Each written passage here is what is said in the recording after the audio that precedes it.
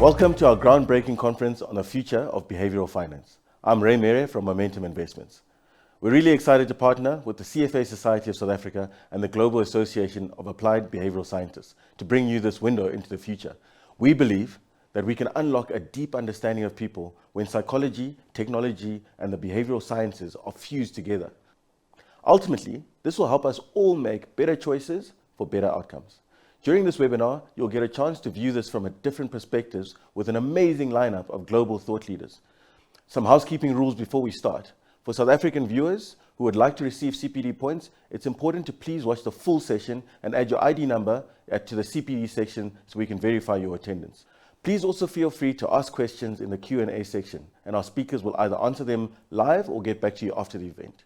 You'll find more information about those speakers under the Speaker tab on the top menu bar or if you scroll down. The presentations can also be downloaded in PDF. I do hope that you enjoyed the session and find it valuable. First up is Jennifer Henry from the CFA Society of South Africa, who will introduce the webinar and talk about the future of behavioral sciences as investment professionals.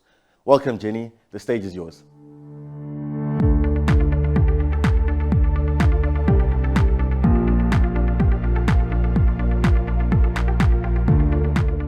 Hello everyone. On behalf of CFA Society South Africa, our staff office, our members and CFA charter holders, we are proud to be collaborating with Momentum Investments and the Global Association of Applied Behavioral Scientists to bring you this innovative and differentiated virtual conference that brings forward the intersection of behavioral finance, investments, and artificial intelligence. This collaboration represents a remarkable opportunity to explore innovative insights and forward-looking strategies in the ever-evolving landscape of finance within the context of ethics, excellence, and education, which is what the CFA designation stands for. Behavioral finance has emerged as a critical component of the CFA body of knowledge and is particularly tested in the Level 3 exams. In 2019, the CFA Institute released a handbook on the second generation of behavioral finance. This framework recognizes the interplay between people's desires, cognitive biases, and emotional decision-making. Rather than viewing individuals as purely rational agents, the second generation embraces the full spectrum of human wants, which is from utility to expressive and emotional. Whether it's seeking financial security, supporting families, gaining social recognition, and aligning with personal values, all these aspects shape our financial decisions. This perspective emphasizes that financial choices are not merely driven by economic outcomes, but are influenced by social values, emotional triggers, and inherent needs. As investment professionals, we must recognize these diverse motivations to offer holistic and more tailored solutions to our clients, the end investors. Therefore, while behavioral scientists are much needed in the investment world, investment professionals need to become behavioral scientists too. Therefore, the convergence of AI and behavioral finance is really opportune for investment professionals. AI has rapidly advanced across industries and its application in finance holds transformative potential. The CFA Institute also recently launched an AI handbook and also provides a great formal learning opportunity through the Data Science for Investment Professional Certificate. This course provides practical knowledge of data techniques and machine learning fundamentals and how they are used in the investment process. The certificate is designed to enable investment professionals to apply machine learning concepts to real-world investment problems. The CFA AI Handbook has several use cases for AI in investment decision-making, key being the enhancement of data-driven decision-making. AI excels in processing and analyzing extensive data sets and extracting hidden patterns. This capability is invaluable in understanding investor sentiment and identifying anomalies that might go unnoticed by human observers. AI techniques such as machine learning and neural networks can refine predictive models by incorporating these psychological factors. These models can capture complex interactions between cognitive bias and market dynamics, providing more nuanced predictions. For instance, models can simulate emotional response to market events, which could improve the accuracy in assessing market reactions. As we move forward and apply artificial intelligence to behavioral finance and investments, there are a few potential issues. Investment data generally has what we call a low signal to noise ratio due to multiple factors impacting securities performance. For example, a single metric like an earnings announcement may not have a decidedly predictive expectation, in that a stock's performance could be due to various other influencing factors like market sentiment, what the central bank is doing at that point in time, and of course, investor behavior.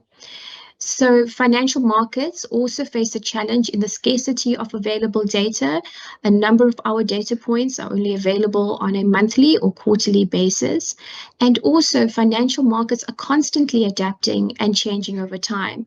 So this adaptability really can affect the training of machine learning models due to the limited history and these changing dynamics.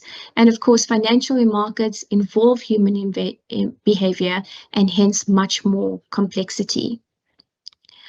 While we should be cognizant of the issues, there is enormous potential from the interplay of AI and behavioral finance. We are positioned to uncover a wealth of insights that can reshape our understanding of critical financial questions, from the way we save, to how we spend, and to how we construct portfolios, determine the prices of assets, and also to assess market efficiencies. All these facets are influenced not just by cognitive biases, but our own intrinsic values and motivations. AI-driven interventions can also guide individuals towards better financial decisions. For example, by analyzing historical behavior, AI can identify patterns associated with biases. These interventions can simulate scenarios to illustrate the potential outcomes of different decisions, helping investors visualize the consequences of their choices. Behavioral finance analysis revolves around understanding how emotions and cognitive biases impact investment decisions. Here, AI can play a vital role in managing these risks by providing real-time monitoring and alerts, or AI can optimize long-term performance by automating trading strategies that counteract behavioral biases. So while the integration of AI into behavioral finance holds immense promise, it does raise some ethical considerations. AI systems have the potential to manipulate individuals' behaviors and decisions, which may lead to unintended consequences. Therefore, ensuring transparent fairness and accountability in AI algorithms is essential to maintaining the trust in financial systems. Moreover, AI requires high quality and unbiased data to generate meaningful insights. Behavioral finance data often comes from self-reported surveys, which again may be prone to biases. AI interventions are promising and valuable tools for addressing behavioral biases and enhancing decision-making, but it's important to highlight that they are not inherently bias-free. Like any technology, AI systems are influenced by the data they are trained on, whether that data is biased or limited in some ways, or the algorithms that they employ, and more importantly, the goals that are set for those algorithms. These factors can introduce various types of biases and unintended consequences.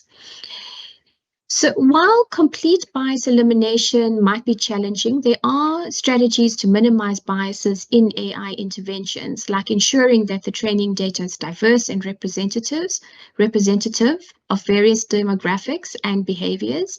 Regularly auditing and reviewing algorithms for bias is also crucial. Behavioral or data scientists need to establish metrics that assess the fairness and equity in the AI interventions. Furthermore, incorporating ethical considerations into AI design will help ensure that interventions align with moral and social standards. Also, actively seeking user feedback and considering diverse perspectives can lead to these AI interventions being more inclusive and responsive to different biases. In conclusion, while many may still perceive AI as being looming threats to various jobs and professions, the CFA Institute believes that it is about the synergy of artificial intelligence and human intelligence. We are convinced that finance professionals bring a unique skill set to the table, one that, when coupled with the advancements of AI, will lead us to better outcomes for our clients and more efficient ways of working. The integration of AI into behavioral finance analysis really is a new chapter in the study of financial decision making. By leveraging AI's data processing capabilities, predictive modeling prowess, and personalized interventions, we can unlock deeper insights into how cognitive biases and emotions influence investment behaviors. This synergistic approach has the potential to empower investors with more informed decision-making tools, mitigate the impact of bias, and enhance risk management strategies. However, while we do need to tread carefully, considering ethical implications and ensuring the integrity of data feeding these AI systems, AI continues to evolve. Its partnership with behavioral finance offers a promising avenue to reshape financial markets, help deliver better financial outcomes for individuals, investment professionals, and institutions alike. Thank you.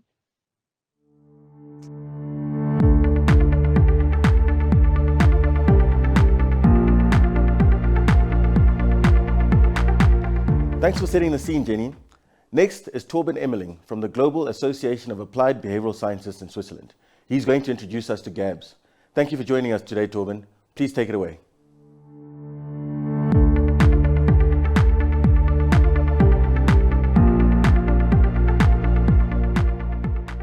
Thank you, Ray.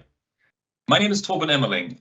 I'm the managing partner of Effective and a director of the Global Association of Applied Behavioral Scientists, widely referred to as GAABS. In the name of the whole GAABS board, I'm pleased to welcome you to today's Behavioural Finance webinar. We're proud to be partnering with Momentum Investments and the CFA Society of South Africa to bring you this event today, and would like to pass our sincere thanks on to everyone who has put so much effort into bringing the event together. I hope you're looking forward as much as I am to hearing from the experts we've got lined up to speak, and I'm sure we'll be fortunate to find an area of really interesting perspectives today. Before we kick off, I would like to give a background of GAABS. GAABS is an independent organization set up in 2020 to represent the interests of qualified applied behavioral scientists, primarily working in the private sector. As you're probably aware and will have seen from the increase in articles and LinkedIn and the media, applied behavioral science is a rapidly growing field. However, despite the existence of several associations and groups focused on the discipline, it's still a quite open field with very different technical and ethical standards. So GAABS was formed to provide a body for qualified professionals to set up and maintain standards for technical and ethical sound applications of behavioral science in practice, and to represent the interests of current and future members. We are not a regulatory body in the sense of the FCA or the SEC or the FSCA. However, by applying a little bar for membership and actively promoting the interests of our members, we are seeking to safeguard legitimate behavioral scientists, as well as to providing a quality assurance stamp that can be relied upon for those commissioning services from behavioral scientists in the world. We're also very fortunate that these efforts are being supported by an advisory board of some of the behavioral science leading names, including Daniel Kahneman, Robert Cialdini, Jennifer Lerner, and many, many more. Today, as the name would suggest, GAABS is very much a global initiative. We currently number approximately 300 members in over 45 countries, all having proven their expertise through completion of postgraduate degrees or demonstration of significant contributions to the field, such as teaching positions, publications, peer-reviewed journals, books, or similar, really driving the field of behavioral science in practice. And we are absolutely aware that growth of behavioral science has been more rapid and widespread in the global north, particularly in Europe and the United States. And going forward, we're seeking to expand and create partnerships, increasing broader engagement all around the world. For that, and for many other reasons, we hold regular events, many open to non-members, and we're creating more and more collaboration opportunities all around the globe, both online and in person. And so one of this opportunity is this wonderful event today. And without further ado, I want to thank you all for attending and for your interest in bringing behavioral science into your work. If you have any questions about GAABS or behavioral science in general, I'm happy to be in touch, and we're happy to hear from you in the name of the whole board. Thank you very much for being with us today and for attending this beautiful event.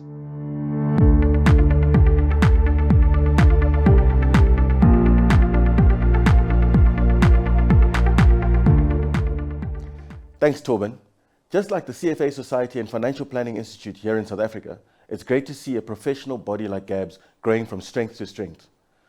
Ryan Murphy from Morningstar in the United States will now talk about asking the right questions, the challenges of understanding people's investment goals. It's a pleasure to have you join us today, Ryan.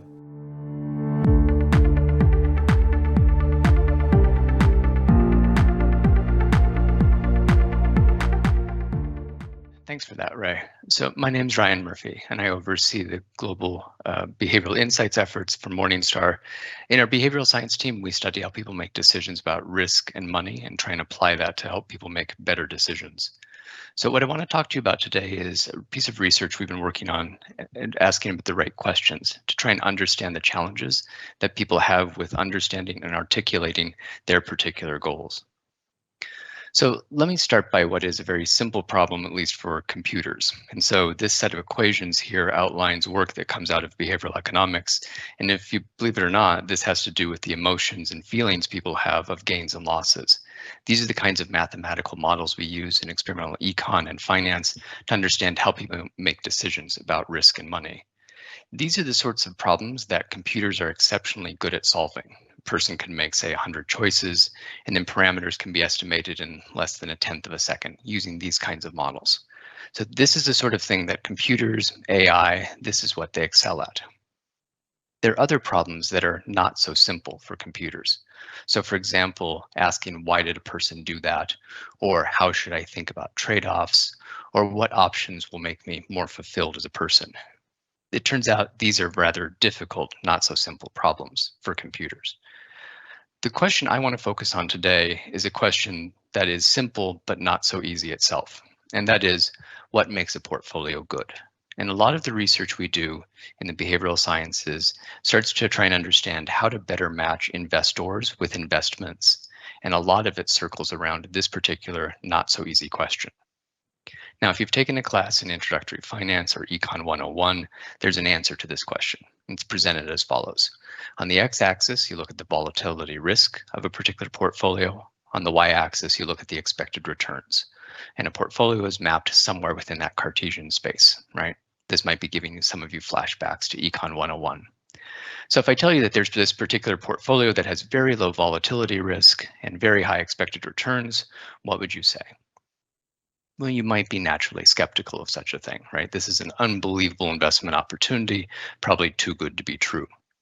When we look at real portfolios from how markets work, a pattern starts to emerge and a shape, and that thing is called the efficient frontier. Portfolios are mapped in here, and the answer to the question of what makes a portfolio good, at least from the narrow vantage of efficiency, is anything near that line, that boundary condition right there. In order to help a person choose what they should invest in, you need to know what their utility maximizing risk aversion coefficient is. You put that into the equation, run through the optimization, it tells you the answer. And that's what makes a portfolio good, right? This, I think, is part of the answer to a question, but I don't think it really answers the total question. I think this is about efficiency, which is necessary, but is not sufficient to help people make good decisions. And there's other things we need to take consideration of as well when building good portfolios for people. The second point I would argue that makes a portfolio good is effectiveness. And namely, is this portfolio getting a person where they want to go? And to quote the great thinker Yogi Berra, if you don't know where you're going, you might not get there. But part of the challenge then is helping people understand what their goals are, and we'll get to that in a moment. I think there's other aspects of quality of a portfolio in durability, and this is the sort of portfolio that an investor can stick with over the long run, and that I think is necessary. A plan isn't any good if a person can't stick with it. And lastly, there's been a lot of interest in the industry in the last years around ESG and the ethics of investing. And this, I think, is an optional vantage point, but again, for some people is really important to understand the degree to which an investor cares to have their personal or non-pecuniary preferences reflected in their investments. I think all of these things together weigh in to help us understand what makes a portfolio good. And as we give advice to people, these are the sorts of questions we have to grapple with. The research I want to talk to you about today focuses on this second point, effectiveness. How do we get the investor where they want to go? And that's this idea of goals. So a goal-centric investment planning approach is, in my view, probably the best way to think about what investing is and how to give good advice to people. And goals serve a lot of benefits. Goals provide a good benchmark to help people understand if they're on track or not. And goals provide a useful compared to what that market indexes don't. So for example, if a client is checking if their portfolio is doing well, they might be comparing it to, say, the S&P 500 or some other index. And that may not be what they really should be paying attention to. If you can reorient this process and help them understand if they're on track or not for their personal goals, then things should work better for them in the long run. We also know that if we can help focus people's attention on goals, this can be an antidote to return chasing and other kinds of bad behaviors that we see people fall prey to. This helps people counter the decision biases that can sometimes snag investors as they're investing. Goals are not necessarily cold or emotionless. Rather, goals can provide a very vivid, personal, sometimes emotionally grounded way for them to think about why they're investing. It helps people understand their motivation for investing. And there's an extensive line of research that comes out of academia by Locke and Latham provide the best summary of this, suggesting that people are much more committed to goals that are personalized, important to them, well specified, and realistic. And all of this together helps people endure and stay on track as they're investing. But we are not the first to point this out. And in fact, if you go back and look at the literature from, say, even the late 40s, Benjamin Graham is talking about the best way to measure investing success. And he's saying it's not by whether or not you're beating the market, but whether you've put in place a financial plan and a behavioral discipline that are likely to get you where you want to go. That's a goal-centric view, and I think that really articulates what we see as the best way to think about investing and advice. So back to this question I asked before. What makes a portfolio good? Well, in part, it helps investors reach their goals. Portfolios are just means to ends. So then naturally, as you're thinking about giving advice to clients, the question emerges, how do you ask people what their goals are? Well, you could just ask. Sit an investor down and just ask them what their overarching 30-year long-term financial goals are. It turns out that question is not so easy for people to answer. In many ways, that question is as foreign to them as the optimization problem I showed before. And it's not that people are lying or that they're trying to mess up this process.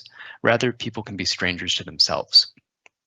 So asking people, what are your goals, is one of those easy questions that people often get wrong. So this kind of thing, this easy questions that people get wrong, has been a lot of what behavioral science has been focused on in the last decades, trying to find the ways in which people's general way of approaching and thinking can sometimes get snagged, fall into the sort of biases that we know well. One of the founders of the field was named Amos Tversky. He was part of the team that won the Nobel Prize for Behavioral Economics in the early 2000s. He was asked about AI, and he kind of cheekily responded. He said, it's not that we study natural or artificial intelligence. It's what we study is natural stupidity, the kinds of mistakes that people naturally make of their own. And out of that line of research, there's been a large body of the kind of predictably irrationalities that people make, the ways in which they make mistakes and the ways in which we can start to predict and understand why those things occur. I'll come back to this notion of how AI can help us through some of this and some of the ways it can and some of the ways that it may not be able to help so much. So one of the things that we did recently on our goal-centric investment planning research was showing how investors may not know their own overarching financial goals. And this can be a problem. It's an important thing. People should know what their goals are, but they don't always know such. So investment advisors are put in the unenviable position of having to talk to people about something that they should know, but that they don't know, and moreover, that they don't realize that they don't know. And that's part of what makes this problem pernicious, is that there's a lack of awareness of people just not seeing what they don't see. As part of this research, we introduced this three-step process, and this is one of the first studies of ours I'll talk about. So the three-step process is put at the end of this paper. And for this, we guide people through a process of articulating and in some ways discovering their own goals. So step one of this is you ask people just to start to mark out and list out what they think their overarching financial goals are.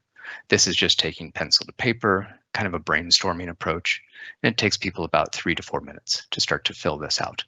Let me zoom in there a little bit so you can see this. Again, this is just open-ended questions, an open sheet here, getting people starting to think about this. At the end of step one, you say, okay, thank you very much for doing that, dear client, set that aside, and now let's move on to the second step of this process. So step two is you say, here's a list of common goals that people might have. If you would just start to read through this list and mark off things on there that you find particularly motivating and interesting. If there's something on there that you're not interested at all or that doesn't appeal, scratch it off. And if you're indifferent, just kind of leave it there. So this takes people just a couple minutes to go through, going through reading these and evaluating them. Part of what we're doing here is a little bit of choice architecture, and we're giving a structure to help people think about what turns out to be a hard problem. And there's the evaluative process. People are evaluating whether or not they like something or not. And there's the generative process where they have to come up with things to evaluate, things they might have as goals. If you ask people just to start to name things, what could be goals that they like, they're having to do both of these cognitive processes at the same time. And it turns out this is hard to do. It's like trying to drive and text. So what we're doing in this process is disentangling those and giving people a chance to not have to generate, but be able to evaluate these different things and do so in isolation. So then the third step of the process, the person sets down the checklist and says, okay, now that you've gone through step one of just starting to brainstorm about this, and step two, the checklist, now let's start to write down what your overarching long-term financial goals are, right? So you can think of the first step of being a little bit of brainstorming, like just doing so in pencil. But by the time you get to step three, we're starting to put ink to paper, starting to be a little bit more definitive about what the goals are. None of this is carved in stone, of course. People's goals change, life evolves, there's lots of needs that start to emerge. And of course, this is a dynamic process. Now, if people were perfectly rational and knew themselves well, what they would write down in step one would be identical to what they'd write down in step three. So there'd be no process of change here, no discovery. But that's not what we find. We find that there's discord between the different steps here. About 25% of the answers people put in step one are fundamentally different than what they write down in step three. Not just that they change the wording a little bit, but that they're talking about a radically different goal. And if you look at the top three, we see about 76% of people are changing at least one of their top three goals in this process. Right, so there's a substantial amount of change here. So just to give a little bit more detail on this study, it's not as though I think people are trying to be deceptive or that they're trying to mislead, but rather they're starting to discover and understand themselves to become less strangers to themselves.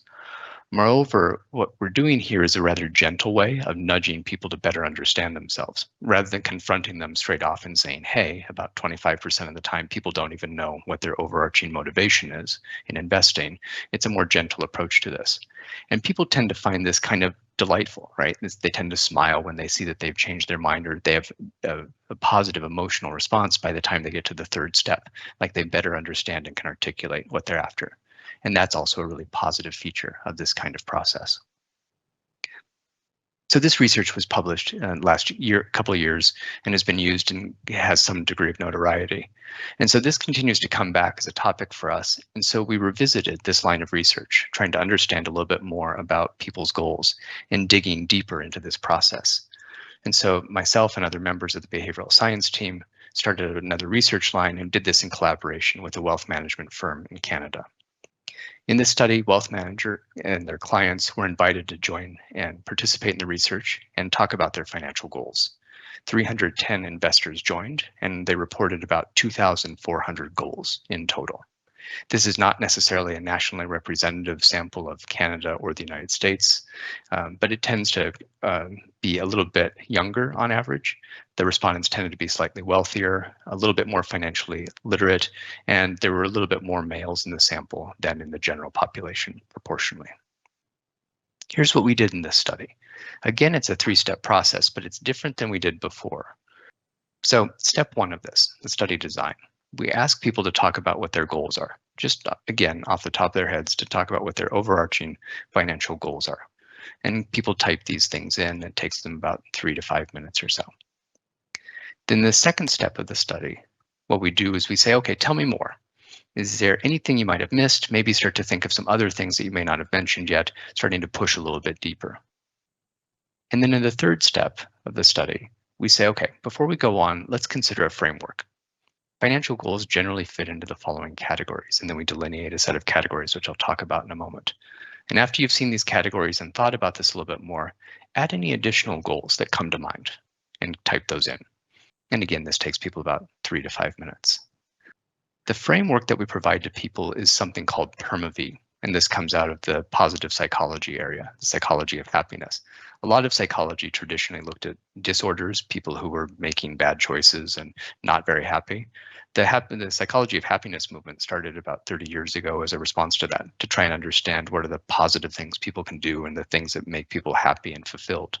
So Segelman is a leading researcher in this area. He's at the University of Pennsylvania. And this framework is something that he and his colleagues developed over the course of that research.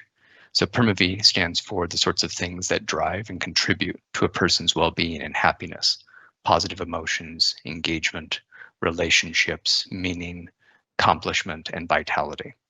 And so once you show people this framework, and this is what was done in step 3, and ask them to start to think about this a little bit, then they start to think about this as a lens and what their goals and motivations are.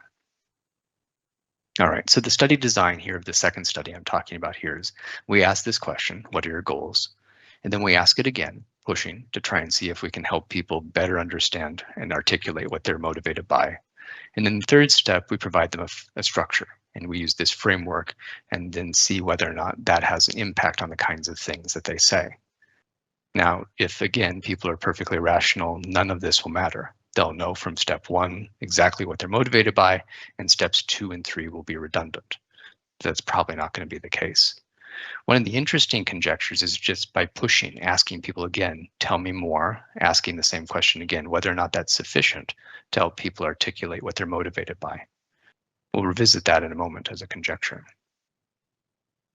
All right, so this study, the data for this study turns out to be large piles of open text responses. So like I said, 310 people joined the study. They made about 2,400 responses and has about 25,000 words or so in the data set. And here's some examples of the things that people type and respond. I'm not going to read them all, but part of the reason I showed these to you is just to get some idea of how people are responding to these questions and the stimuli we're giving them. And moreover, to highlight that this is a different kind of data set than you might have seen before. It's not the sort of thing you can analyze in Excel. It's not like you can find the average of all these responses, right? So this is a much more difficult set of data to start to try and make sense of. That's where we were able to use and leverage some new technology from large language models and AI. So for this, we had the challenge of distilling all of these responses into something comprehensible. And there's 2 general approaches we used. One's called BERT topic, the other is called an LDA analysis. And for this collection of these responses is put into the algorithm, and the algo then helps identify the general themes and topic clusters that people mention when explaining their goals. In a way, we're using the AI to start to tease out and understand the structure of all of these responses.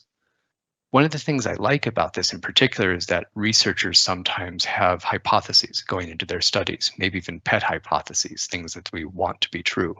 And as hard as we try, it's hard not to be biased sometimes. So what I like about this as an approach is that it removes a little bit of the human from this element and starts to categorize and understand the meaning of the data and the responses people make without being filtered through a lens of a researcher. And what we see that comes out of this is a structure. So the AI, the analysis, is starting to propose a structure that comes out of these responses. And so, for example, if someone types in budgeting enough to pay for a family trip of some kind every year between now and when my kids are off, this gets put in the category of traveling primarily, but also mentions family and relationships. So what we can do then is with these examples, categorize them, primary and secondary, of what they're joining or how they fit together. When we look across the data, these are the results we see. These are the overall percentages of the different categories of the goals by these different categories. So you see traveling, donating, healthy lifestyle, owning a home, small luxuries, and so on. This is interesting, but I think that one thing that makes this study particularly interesting is our ability to start to separate this out by the design we used, by asking people off the top of their heads what they're interested in, giving them a chance to go a little deeper, and then starting to give them frameworks to think about what their goals and motivations are. So let me separate the data out by the 3 steps of the study I showed you before and start to walk through this. So again, the top panel there is step 1. This is what happens if we just ask people what they're motivated by. Step 2 is when we push and ask again, trying to nudge them to go a little bit deeper. And step 3 is where we start to give them a framework, starting to think about what leads to happiness and fulfillment, this PermaV framework. And then after they've seen that and thought about that, starting to reflect more and talk about what they're motivated by. So let me highlight a couple of the results that we see here. So for example, retirement. Retirement is top of mind for many people, and it's the first thing they mention when they talk about why they're investing and what their goals are. On step 2, people mention this some, but by step 3, they're not mentioning this anymore. And I don't think it's because it's not important or it goes away. In many ways, they've already answered this and set that off, and they're starting to move on to other things that might motivate them. We see a similar pattern when we talk about owning a home. This is one of the major reasons people are saving and investing. This is top of mind and what they mention. And by step 3, this isn't what they're focused on anymore. Feeling financially secure, similar kind of pattern. But there are other goals and motivations we see that have an opposite pattern. Say, for example, healthy lifestyle. So this is not mentioned very often, relatively, in the first step. But by step 3, this becomes the most common thing that people are answering as to what one of their goals is in the research. That's interesting. It's as if people are starting to be reminded that their ability to enjoy the fruits of their labor into retirement is going to be predicated on their good health and well-being. And once they are reminded of this, then they start to say, oh, okay, that's one of my goals now today to make sure that I can do so. Also, things like time with loved ones starts to emerge more as a goal people have, as well as building and supporting the development of relationships. So we start to see some interesting patterns. Some things start off as important and then diminish their frequency of how often they're mentioned, and others vice versa. So what we saw when we looked at the data was that there were not big differences between the kinds of things that people said on steps 1 and steps 2. If anything, the kinds of things that people said on step 2 were less important or perhaps less grounded than the topics on either step 1 or step 3. What I take that to mean is that just asking people again, just nudging them, tell me more, isn't sufficient to get them to really give you deeper insights into what's motivating them. What we did see is that the use of the PermaV framework had a significant effect on the topics that people mentioned. It also had an effect on the subsequent clarity and depth they provided when talking about what motivated them. What we saw in the pattern of results was that there was a transition from financial goals to something more like life goals. So we saw a dynamic emerge too, where people tended to start with the whats as they were talking about what motivated them, and then move more to the whys. So for example, and all of these are verbatim from the study, people will sometimes say retirement or something very simple. I'm saving and investing for retirement. That's fine, but it really doesn't give you deep insight into what's motivating them. If you give them a nudge, say, okay, tell me more, sometimes they do. But when you use something like the PermaV framework, then they start to get into much more detail. I want to have more time too. And this is where it became open, very much idiosyncratic about what people were motivated by. Some people were saving and wanted to develop a small studio on their house to work on art. Others wanted to turn to music. And they were touching things too in the study, people talking about how they gave up their aspiration and joy of music for many decades so that they could have a career to support family, and how much they were looking forward to being able to return to that passion of theirs. Other things, like people would say things like pay off a mortgage, right, on step 1. But you give them a little bit more time and you give them a framework to think about, and they say things in more detail, like buy a cottage as a secondary home to become a retirement home. For financial advisors, that kind of detail is really useful as they're trying to understand and guide their clients in today, what the choices they're making today, as to how those have consequences for the long term. Other examples, so a person writes in the first step to be financially able to support a large family. And by step 3, it starts to get into a little bit more of the motivations. Financially be able to derive a sense of accomplishment, eliteness, and respect from my wealth. And that's interesting. That's verbatim from this particular person as to what's motivating them. Lastly, lots of people say things like incidentals on the first step, which I'm not really sure what that means besides saying that they anticipate they'll have bills into the future. But by step 3, you'll see people type things like not to be a burden on my children. That's really interesting and insightful. And I think that as an advisor, there's probably a very worthwhile story to uncover there as to what this client went through and how that's going to change how they make decisions as they invest. So we have this notion that comes from academia called rational choice theory. And if you, like I was saying, if you look at economics textbooks, it says markets are populated by perfectly rational decision agents, which probably not the case, right? If people are perfectly rational decision agents, you just have to give them all the information and ask them their preferences and goals, and they'll be able to articulate exactly what those are. They know what they want, and they can explain that. It turns out that's not really what we see. And there's lots of evidence that comes out of behavioral economics that shows that people are sometimes a bit strangers to themselves. People are not perfectly rational, nor are they purely random either. There tends to be patterns to the kinds of ways in which people approach decisions and the kinds of mistakes that they might make. That structure is good because we can start to understand the kinds of predictable irrationalities that people have and then develop processes to help them make more rational choices in spite of the fact that they're simply bounded or limited.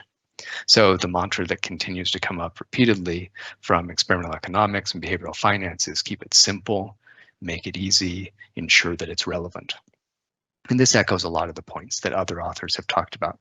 For example, there's a great book called Nudge, written by Richard Thaler and Cass Susting, that talks a lot about how we can start to change the choice environment for people to help them make better decisions.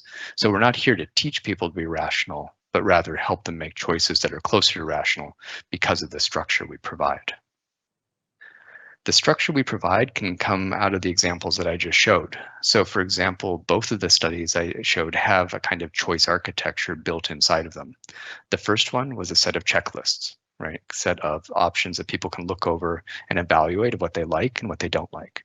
It turns out checklists are really useful for helping people make better decisions. It can serve as a structure and a kind of way to aid memory that otherwise people might sometimes just overlook or forget. Checklists like this show examples of different goals, and this helps people identify and articulate their own what's better. And as they do that, as the what's become clearer to them more directly, the whys can then more naturally follow once there's clarity around the what's. And so from a standpoint of getting a better understanding, digging deeper into people's motivations, checklists like this can be valuable. The second intervention we had from the second study was this framework, the PermaV framework. And this meaning framework very quickly and very directly orients people toward their whys. And once they start to see those whys clearly, then they can be nudged to generate the what's. So this is a little bit more of a circuitous route, but I think it's a really useful tool for understanding what motivates people. So what should you do, taking all this away? Well, what not to do? Don't just ask people the question, what are your overarching goals? Because that turns out to be a really difficult question that people struggle with. Rather than just ask, start to give structure to it. So there's this mining for goals checklist. This comes out of our research, which people are able to download and use in their own practices. In the United States, it went through FINRA review, which is a kind of regulatory body. So as part of the advice process, and that gives us an added degree of confidence for its use in practice. This, I think, is really powerful for helping people make better decisions and understand what motivates them. But I think that additionally, maybe once after the checklist is done and checking in with clients regularly, this idea of a framework for starting to think about where life satisfaction comes from, life goals, meaning, happiness, what it means to lead a virtuous life that's well lived. This kind of framework, I think, can be very useful for people as well to help them better understand and articulate themselves. So part of what I see emerging here is this metaphor of thinking about the levels of goals, the what's and the whys. The what's being a little bit closer to the surface, like an iceberg, but the whys being deep and much more substantial underneath. And a lot of the emotional power that can give people the discipline and endurance to invest over the duration comes from understanding those deep whys. So there's complication here, right? There's the complication of specificity and flexibility. We know that good goals are specific and measurable, but we also know that good plans are flexible and sometimes much more abstract. So let's consider a particular case here of a household that has the goal of owning a country cottage. That's their what. Why? Well, as it turns out, what they really want to do is find a relaxing place to gather generations of family, to have better connections, and really be part of their family's lives intergenerationally. So this household is starting to save and invest, hoping to accomplish these goals.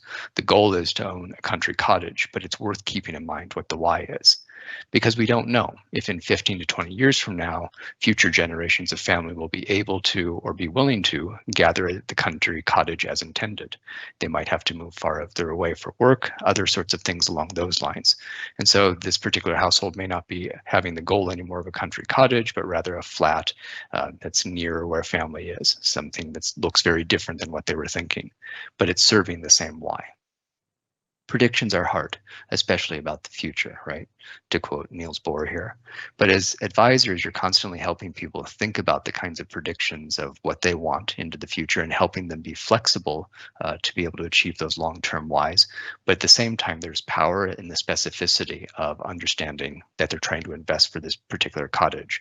That vision, that idea of the cottage can be very powerful in the now, even though in the long term, there's something more abstract that they're after. All right, so back to this very simple but not so easy question. What makes a portfolio good? I think this is a wickedly difficult question. I think it's wickedly difficult for computer programs in some ways. Some of it has math behind it that's straightforward for computers and algorithms to solve, but there's other parts and other components that go into answering this question that are exceedingly difficult. Moreover, they're exceedingly difficult for people to answer themselves. So when we think about efficiency, a lot of this is the mathematics of trade-offs, and a lot of that has been worked out, right? So that I don't think is a place where there's a lot of snags that could come out. It's this notion of effectiveness, of how do you help investors get where they want to go, and that goal centricity. And all of that's predicated on understanding people's goals and helping people understand and articulate their own goals. That turns out to be really hard. I think there's a lot of opportunity here for what AI can do. But I think that helping an individual discover what they want is not really a sentence completion problem. So a lot of the attention that AI has received in the last year or so in ChatGPT is around this idea of this generative process. And really what's going on behind the scenes there is the completion of sentences from knowledge corpuses that are looked at. So for example, if you think about the sentence, what is the capital of Spain is? If you read all of Wikipedia, there's a word that pops out of what should be the completion of that sentence, right? It's not London, it's Madrid. But that's a very different kind of problem of my overarching long-term financial goal is, right? And for that, that's idiosyncratic. It's very personal. It's about me, what my goals are. And there's no training corpus for this to understand how to give idiosyncratic goals-based advice. That's a different kind of problem.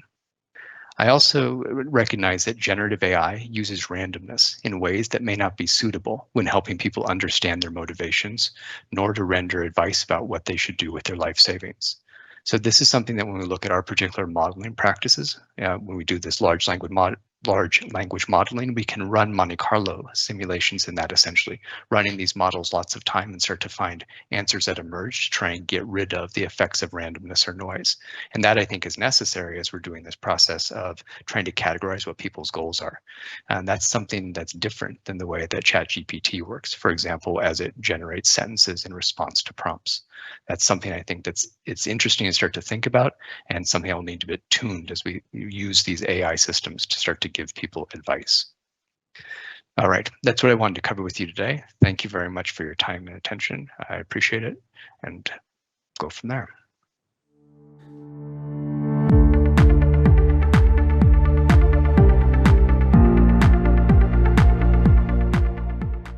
Thanks, Ryan. Asking the right question sounds easy, but sometimes this can be a financial advisor's secret weapon. And now, Glenn Gillis, from a local company called Sea Monster, will explain the potential of gamification in driving the right financial behaviors. Welcome, Glenn.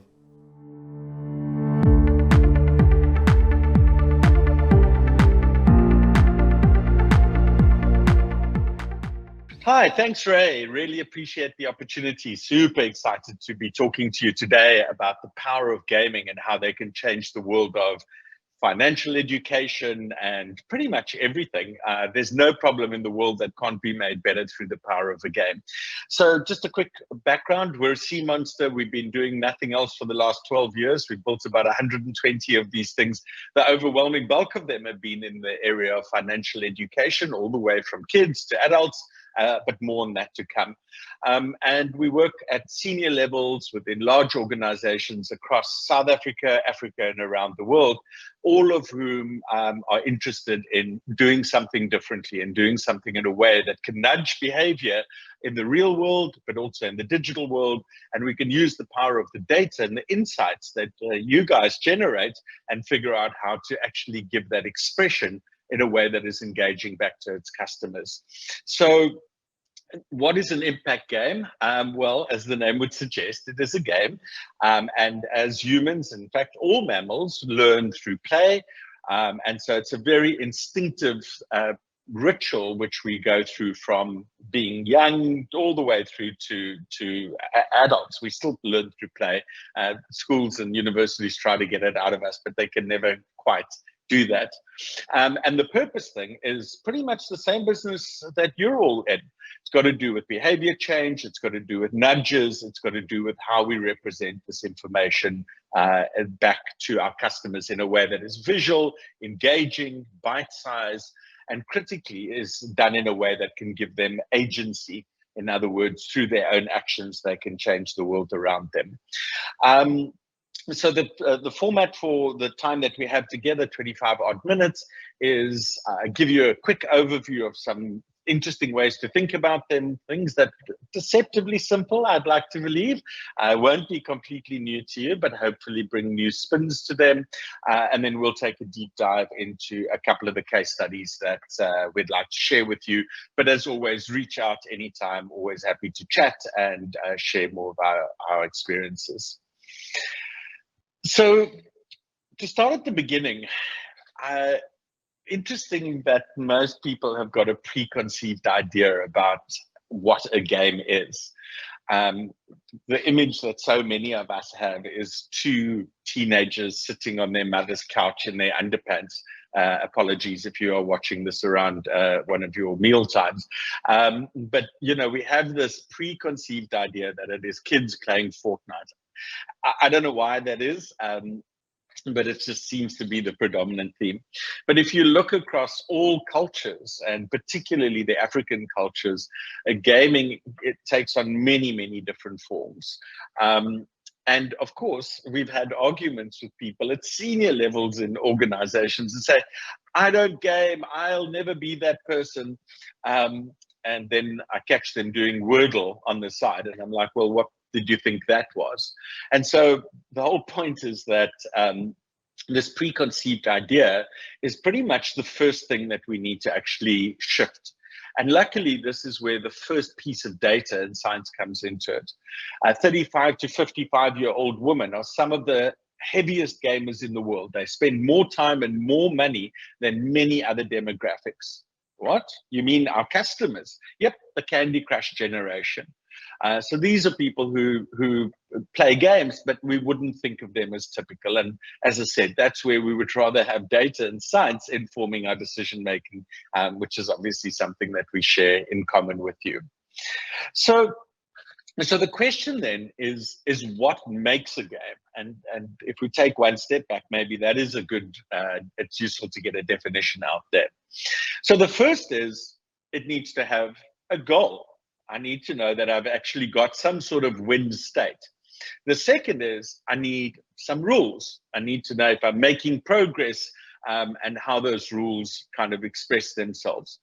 And that means I need some sort of feedback system. And those two things obviously work hand in hand. And we'll take a bit of a deeper dive and I'll show you how these things kind of stack up. But the fourth and probably the most critical one is this idea of voluntary participation. Some people use the word fun, but we think that's a little misleading. We've just made a game for credit committees in big banks across Europe to teach them to consider ESG scoring as part of their financial scorecard. let's agree, those are the most conservative of all, usually trained not to have emotional responses, to follow their financial scorecard, and we've now got to introduce them. But the key here, even with that cohort, is that we need to get them to want to learn. And that's really the key. And you can see that in the way that we measure whether games are successful. How long are people playing for? How many times do they come back? These are all critical measures, but actually what we're really trying to do is honor the user and make sure that the user is at the center of that experience, whether that's a marketing experience or a learning experience. So I'll just run through those a little bit more, and then we'll pick up speed around that. So as I said, what is it that we're trying to achieve? Think about some of the reward schemes that you no doubt are trying to change and invent and implement in your business in them. What you want is loyalty, but actually what you're doing is giving a reward. And that's because of the difference between extrinsic and intrinsic motivation, and we can take a longer look and have a more detailed conversation around that. But it's really important that the user has a very clear sense about what it is that we need to do next. My bank recently sent me an SMS that said, "Congratulations, you're on level 3. You could have, for 150 more points, you could be on level 4. I'm like, I have no idea what you're talking about. The whole category, I don't know what you're talking about. So it needs to be super, super clear. And think back to the best games in the world. It's not difficult to know how you're doing and how you're progressing around that. The rules, again, think about the worked example we're chatting through here in terms of reward schemes. Hell of a tricky to know sometimes, like what the rules are. Good games have super simple rules and the complexity emerges from that. Whereas I think in the example we're chatting through, reward schemes often have very complicated rules, and what they're doing is trying to precipitate a very simple shift in behavior. As I mentioned to you, this is an area where feedback systems and the way that games do that actually can have benefit to almost everything. So a lot of this has got to do with things like playful design, gamification. These are all things that come from the game world and get applied in other areas. And that's a lot to do with this visual way of presenting information back to you. When last did you look at your retirement statement and actually know what the hell's going on there? Really tricky to kind of see. But if you look at a kid, or even maybe yourself when you play a game, think about all that information and how it's kind of being displayed there. And then, as I said to you, the most important thing is, how do we get people to want to kind of trigger this state? And there's like a lot of science, and you guys will know it better than we, about getting people into this flow state, and that's really the ideal learning place. Okay, so if that's what makes a game, then the question is, why do we make games? And the good news is this has not changed since the history of ever. It's, technology might change how we do them, but not why we do them. And it's typically always a combination of, I want to drive some sort of social purpose or a learning outcome, or it's pure entertainment. But even if it's pure entertainment, you still got to learn the rules. And unless you're genuinely playing on your own, there's always some sort of social element, but you get how these kind of things combine. And so simply put, what an impact game is really just saying it has to be entertaining, or at least engaging, or at least trigger that voluntary participation, but it's typically going to have one of these other purposes. And all we're going to do is really dial that up. So here's a 2x2 matrix. I'm a recovering consultant, and so this is entirely made up and illustrative, but hopefully gets the point across. So if we're doing something that is purely for entertainment purposes and purely driven by the story, then all games will have some sort of story overlaid onto them. Think about chess as a classic example, the king and the queen and the knights, and you get the point. And really what we're doing when we're talking about learning games or even marketing games, we're just making the other elements of that a little bit more explicit. If we make it too explicit, if it's purely about learning and it's purely e-learning or a simulation, game design can be very, very useful there. But is that, but all it's doing is really obviously replicating the real world. The moment that we're trying to speed up something or exaggerate it or fast forward something, that's really when it becomes an impact game. And we can talk through lots of examples. Living it up is the one that we did for Capitec, and I'm going to show you what that looks like. And of course, there are games out there, things like Minecraft. And again, I know I'm triggering that reference about those kids in their underpants, but a lot of games have been repurposed as pure entertainment to drive another point. So one way to really think about that and to really bring that home to how that applies in the financial services space is this cash model. For those of you who've got a learning background, forgive me for not doing it full justice, but we found it incredibly useful. You know, if you think about the blue blocks, they really are about the content, and how many of us have to sit through the thrilling compliance and risk training, which is really about dumping a whole lot of content at us, as is school, as is university. And what we're hoping is that from that emerges a set of skills that we can apply in the real world.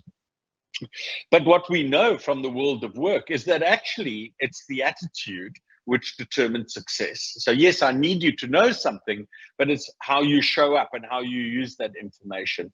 And particularly in the context of financial education, it's the habit forming piece. And so nothing does that better than a game. Those nudges, that ability to tweak your dopamine centers to drive pleasure into the decisions that you make is something that I think we can all agree games do particularly well. And that's really why they are such a powerful instrument for financial education generally, but in the financial services space, the applications are enormous, because we all know that what we want to do is not focus on what people know, but focus on what they do.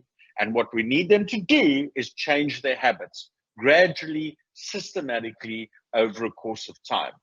And what that means is we put the user at the center of that experience, not the content. Again, think about that voluntary participation thing. So games, like drugs, are the best way to form habits. Let's use this power for good, not for bad. Gamblers, by the way, use this for bad, and they're actually really, really good at it.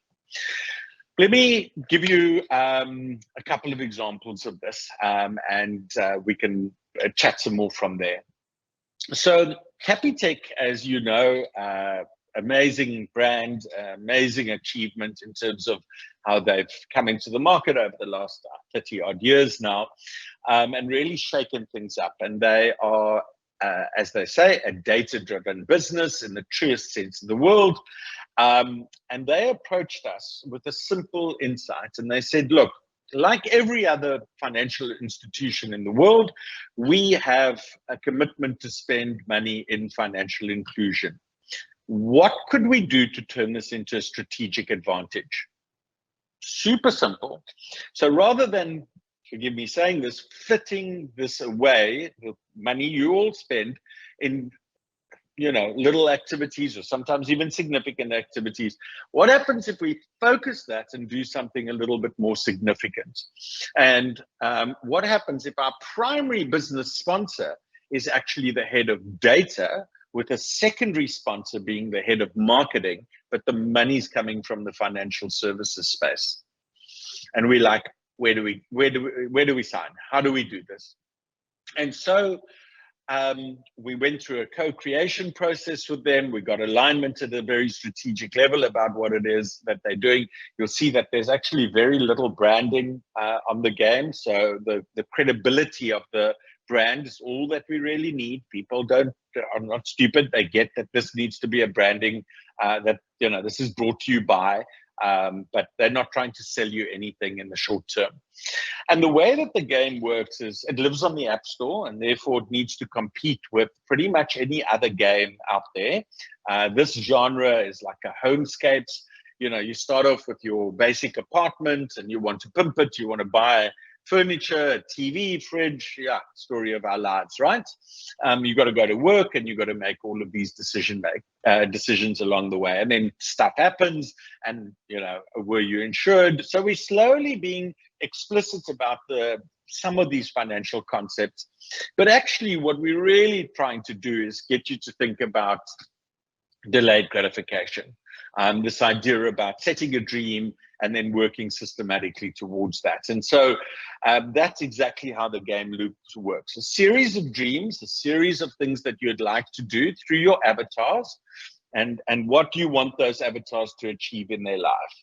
So just to give you a bit about the theory of change that underpins the work that we do, is those avatars were not selected at random. And so those avatars were based on the huge insight that they have into their user personas. And unfortunately, we see in far too many businesses that the insights that companies have often goes to lie in a drawer somewhere. And we, as game designers or storytellers, are saying, no, that's just the start of being able to reflect back to your customer themselves in the game. I think that's a powerful thing to do. Don't get me started on the nation building and undoing the legacies of colonialism and all of that. But allowing people to see themselves in the world around them is critical. But what we know is that people change their behavior not because they have more information, but because of a psychological tension that exists with archetype. Me and not me. So what I'm trying to do here, or what we're trying to do, is basically get you to see yourself or not yourself in the game, make some decisions, and then see how that avatar behaves. So the data scientists who work for us came back to me and showed me this graph. And it took me a day to kind of figure out what they were actually excited about. So across the top there, buy a car, all of those kinds of things, those are the dreams. So save for a deposit, whatever they might be. A green tick is that you've completed that dream, that challenge, and you've succeeded. An orange cross is you've given up. Okay. So look at the first one, they're buying a car, they got a green tick. Thank you, congratulations, that's the tutorial. So I'm glad that you got that one right. And again, games are very good at onboarding and how they do that, but that's a topic for another day. And then look at the second dream there. What they're talking about is, okay, I gave up and then I came back. And then the next one is they gave up, and then succeeded. So that's interesting. So are we measuring this idea that you can fail safely in the game? Are we measuring resilience? And then look what happens on the right-hand side. So a red tick means they get to the end of the challenge, but they fail. So rather than the cross, which is giving up, they get to the end and they fail. So now their strategy has changed.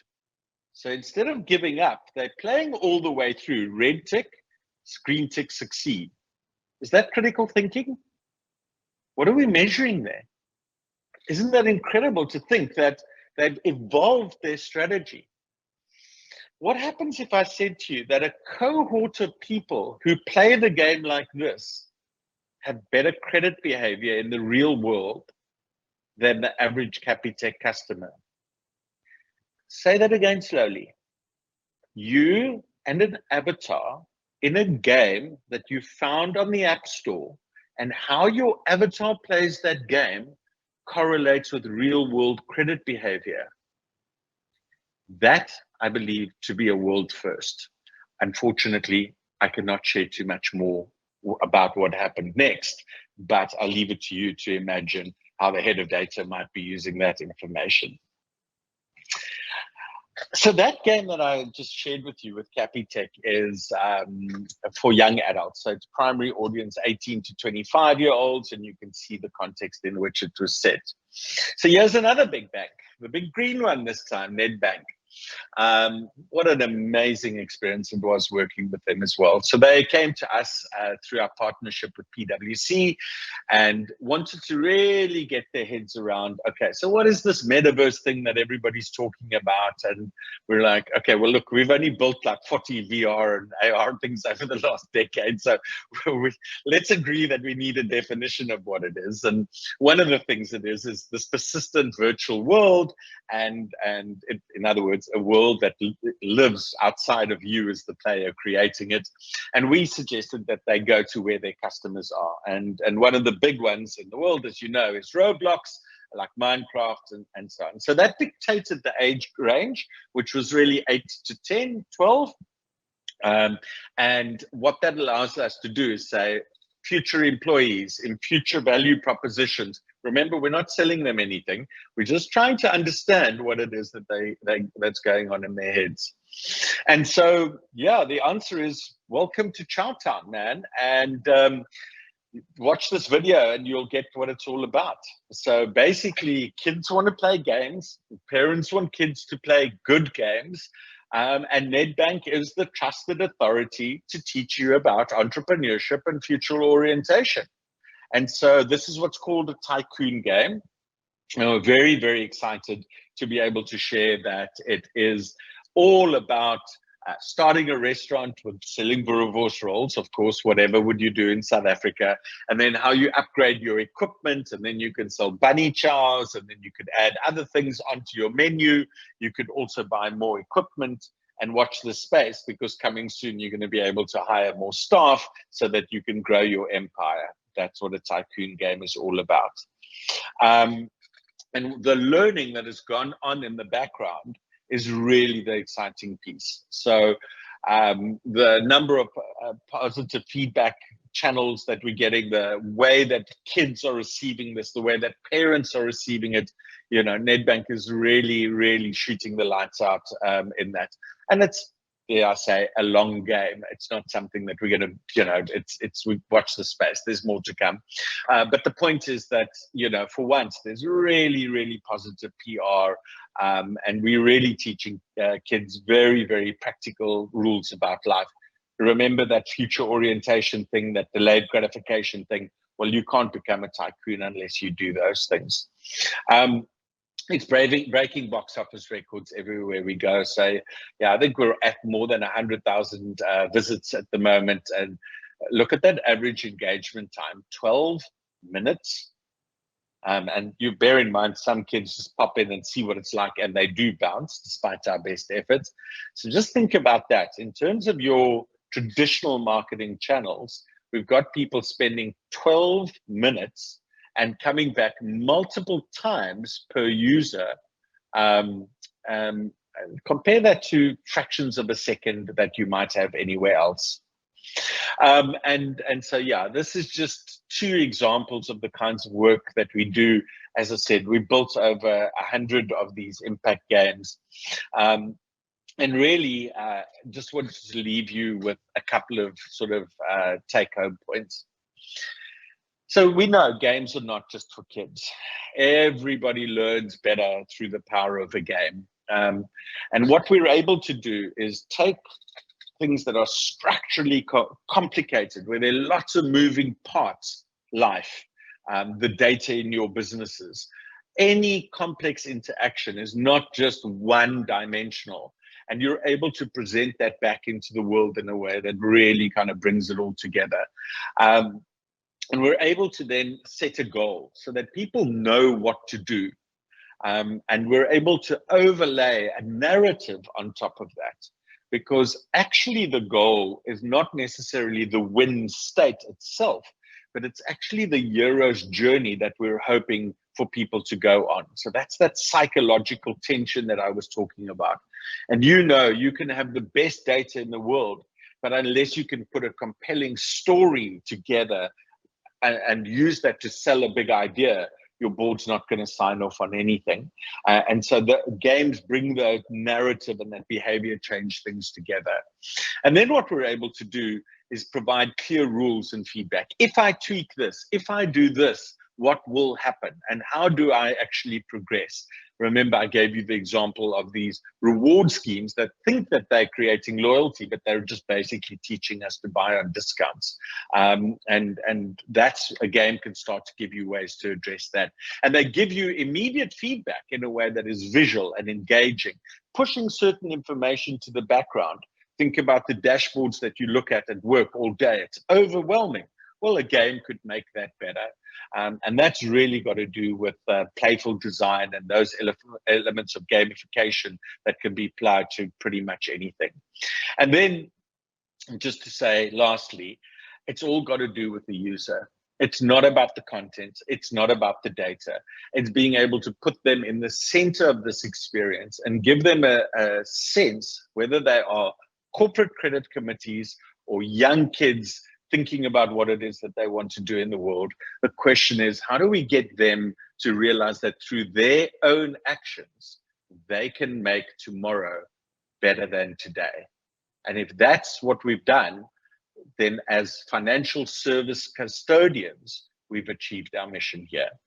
My name's Glenn. I'm the CEO of Sea Monster, and we'd love to talk to you anytime about how we could help your business.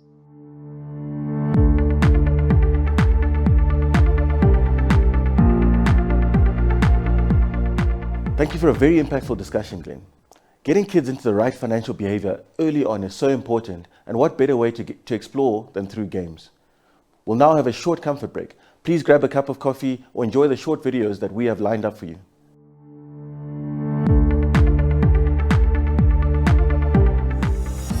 Welcome to Karushoek, Ilanga 1 concentrated solar power project. Today we have traveled to an incredible location in the beautiful Northern Cape to see how Momentum Investments is building a greener, more efficient future for our country.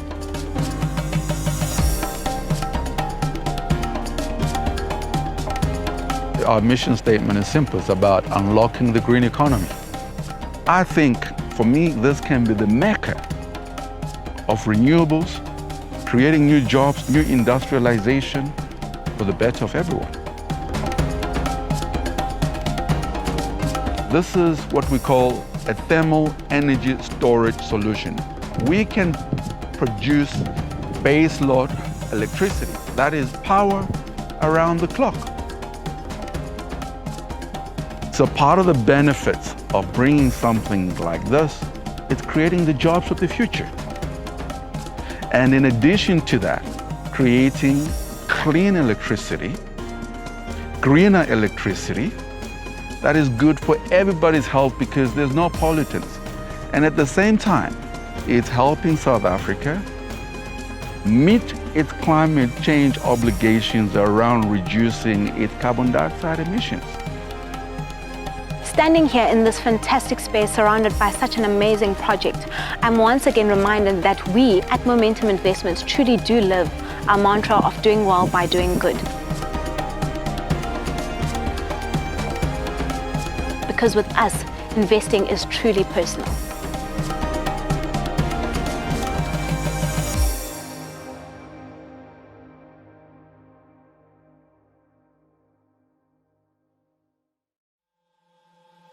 We're struggling as a country, we're struggling as a community, we're struggling as a society, and I want what I know to make that a bit better. Being a leader means being able to make a positive impact in someone else's life. In the last few months, we interviewed 900 students in an effort to choose 2 candidates to spend 18 months in our business. My name is Bafana Mutweni. I'm 24 years old. In 2016, January, I received my results and that I had been accepted at the University of Johannesburg. I studied and completed my BCom Finance degree. On the 27th of July, I got the call that they're offering me the internship, and it really was the highlight of my year. My name is Paulina Mwenda. In 2019, I completed my BCom Finance degree. When I first heard that I got accepted for the PermaV internship, I was quite thrilled. It was so exciting. Our business is all about building a better tomorrow. We committed to our ethos of doing well by doing good. And part of this means reaching out to individuals, opening the doors of potential for them, and bringing them into our family. What this opportunity allows me to do is to know more and educate the people that I know and the people that they know better about money, about investments. It has made me persistent, driven and resilient, and most importantly, it has taught me to work very hard against all odds.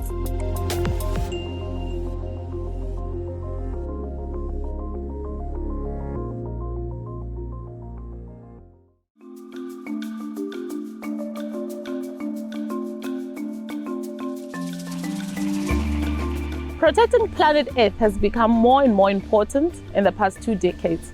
And as the custodians of planet Earth, it is our responsibility to look after the environment.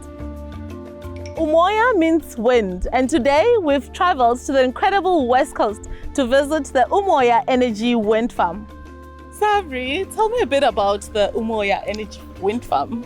This land was actually purchased to explore phosphate mining. But at the same time, the renewable energy industry started picking up in the country. And then obviously the shareholders and investors thought, why not? So we were awarded a power purchase agreement to supply about 65 megawatts.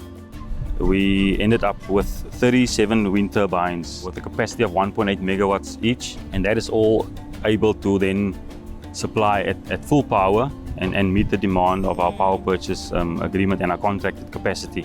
All of that energy is exported via underground cabling to our substation, facility substation. And then that is further then stepped up from 33,000 volts to 132,000 volts, which is the capacity that the national grid is operated at. Roughly half of the land that was bought has been designated as a conservation area. And that will eventually be absorbed into the West Coast National Park. There's an economic obligation that we need to meet, where the IPP plows back into the community. And these are some of the most historically disadvantaged communities that our economic development and our social enterprise development team sort of works in. Through partnerships and commitments like this one, we can all build a better future. Because with us, investing is personal.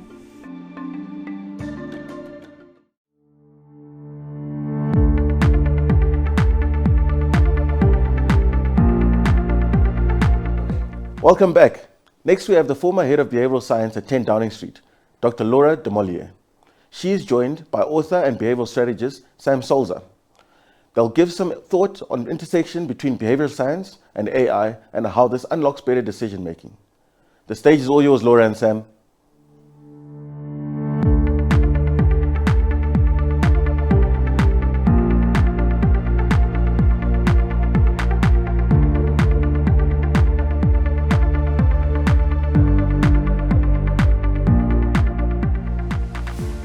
Hello, my name is Samuel Solzer. Really happy to be here. And me and Laura are going to speak about behavioral science and AI, unlocking better decision making. So briefly about me, I help leading fintech, health tech, and also sustainability startups to pretty much use behavioral science for good and really get an impact from it. Increasingly, that has involved using a lot of various AI components for the last, I would say, 3-4 years. And it's been interesting to follow the latest, I guess, boom in interest for this topic.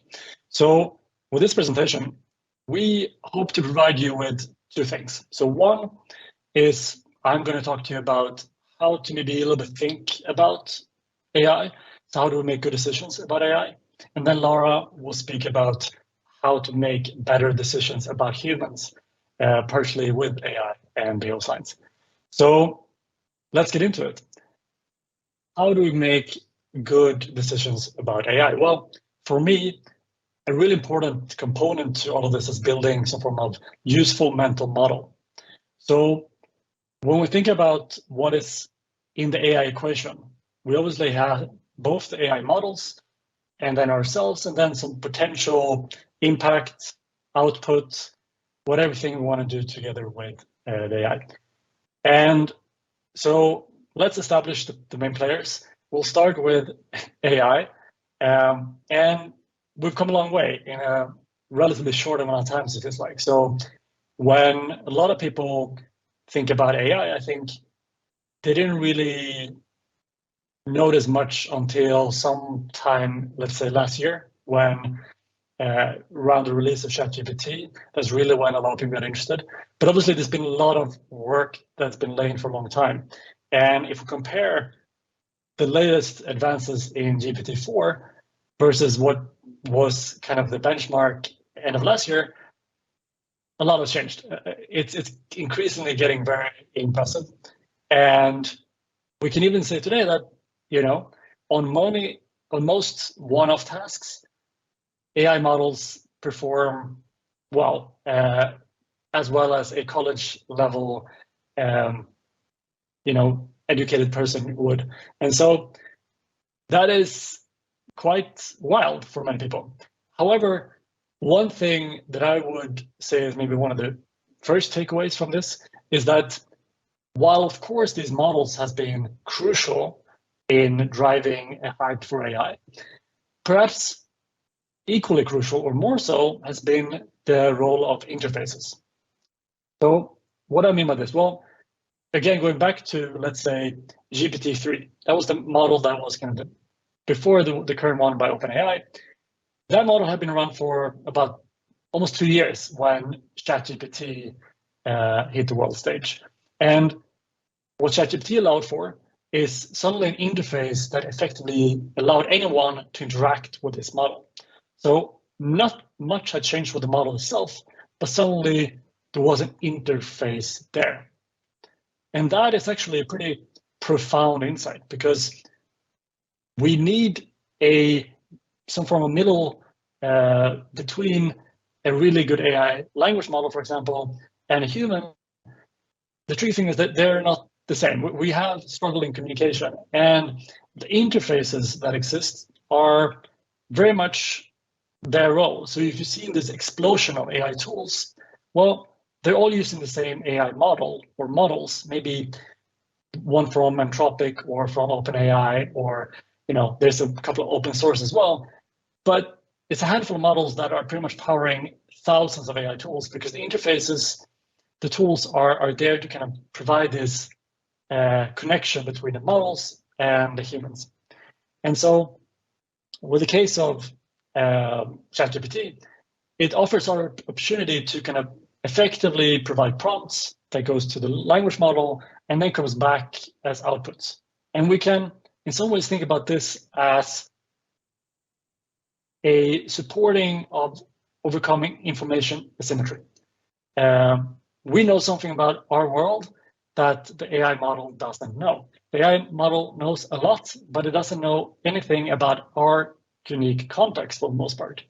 And so in many ways, these interfaces' goal is to support us effectively provide context data.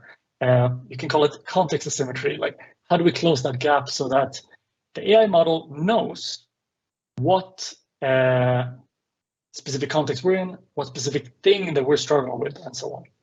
And so that's a really important insight. And, you know, I hope that makes it a little bit more clear in terms of we're not just talking about effective models, but also effective interfacing in providing this context data. And so what about us? What about the role of humans in all of this? Well, if we used to do some form of, you know, comparison between a human expert versus an AI, at first look like this, looks pretty bleak. In terms of breadth of knowledge, AI wins by far. Very hard to compete with a large language model in terms of breadth. Speed, same thing. Cost, special human experts, much more expensive for the most part. And need to sleep, need to have some form of cap of, let's say, 40 hours a week or so of working time. Not the case for an AI model.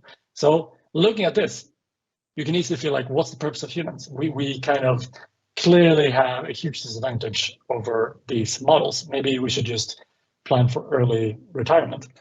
Well, let's remind us of one important aspect here, though, is that while a lot of these models are reaching human level intelligence in some aspects, it's not human-like intelligence. And that's a really important distinction.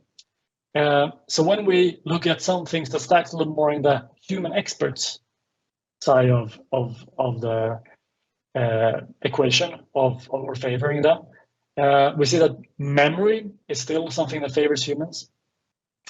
Depth is still something that is a very hard thing to reach. Per definition, most language models are trained on kind of the average information that's out there, and that's a little bit also historical data for the most part currently. It's very hard for them to kind of compete on the most, highest level of expertise across the various fields. So that's something that is kind of in the favor of humans. But also two things that maybe is the biggest things that humans have in their arsenal, which is contextual understanding and breakthrough insights. And what I mean by breakthrough insights is an understanding of what can unlock a breakthrough in a novel context. How do we kind of unlock something that is never been unlocked before? That is really hard to replicate for the AI model. You can try. It's really hard for it to do that. Pretty much impossible for the most part. Same thing with contextual understanding again. We have this unique ability to understand what it means to be a human being.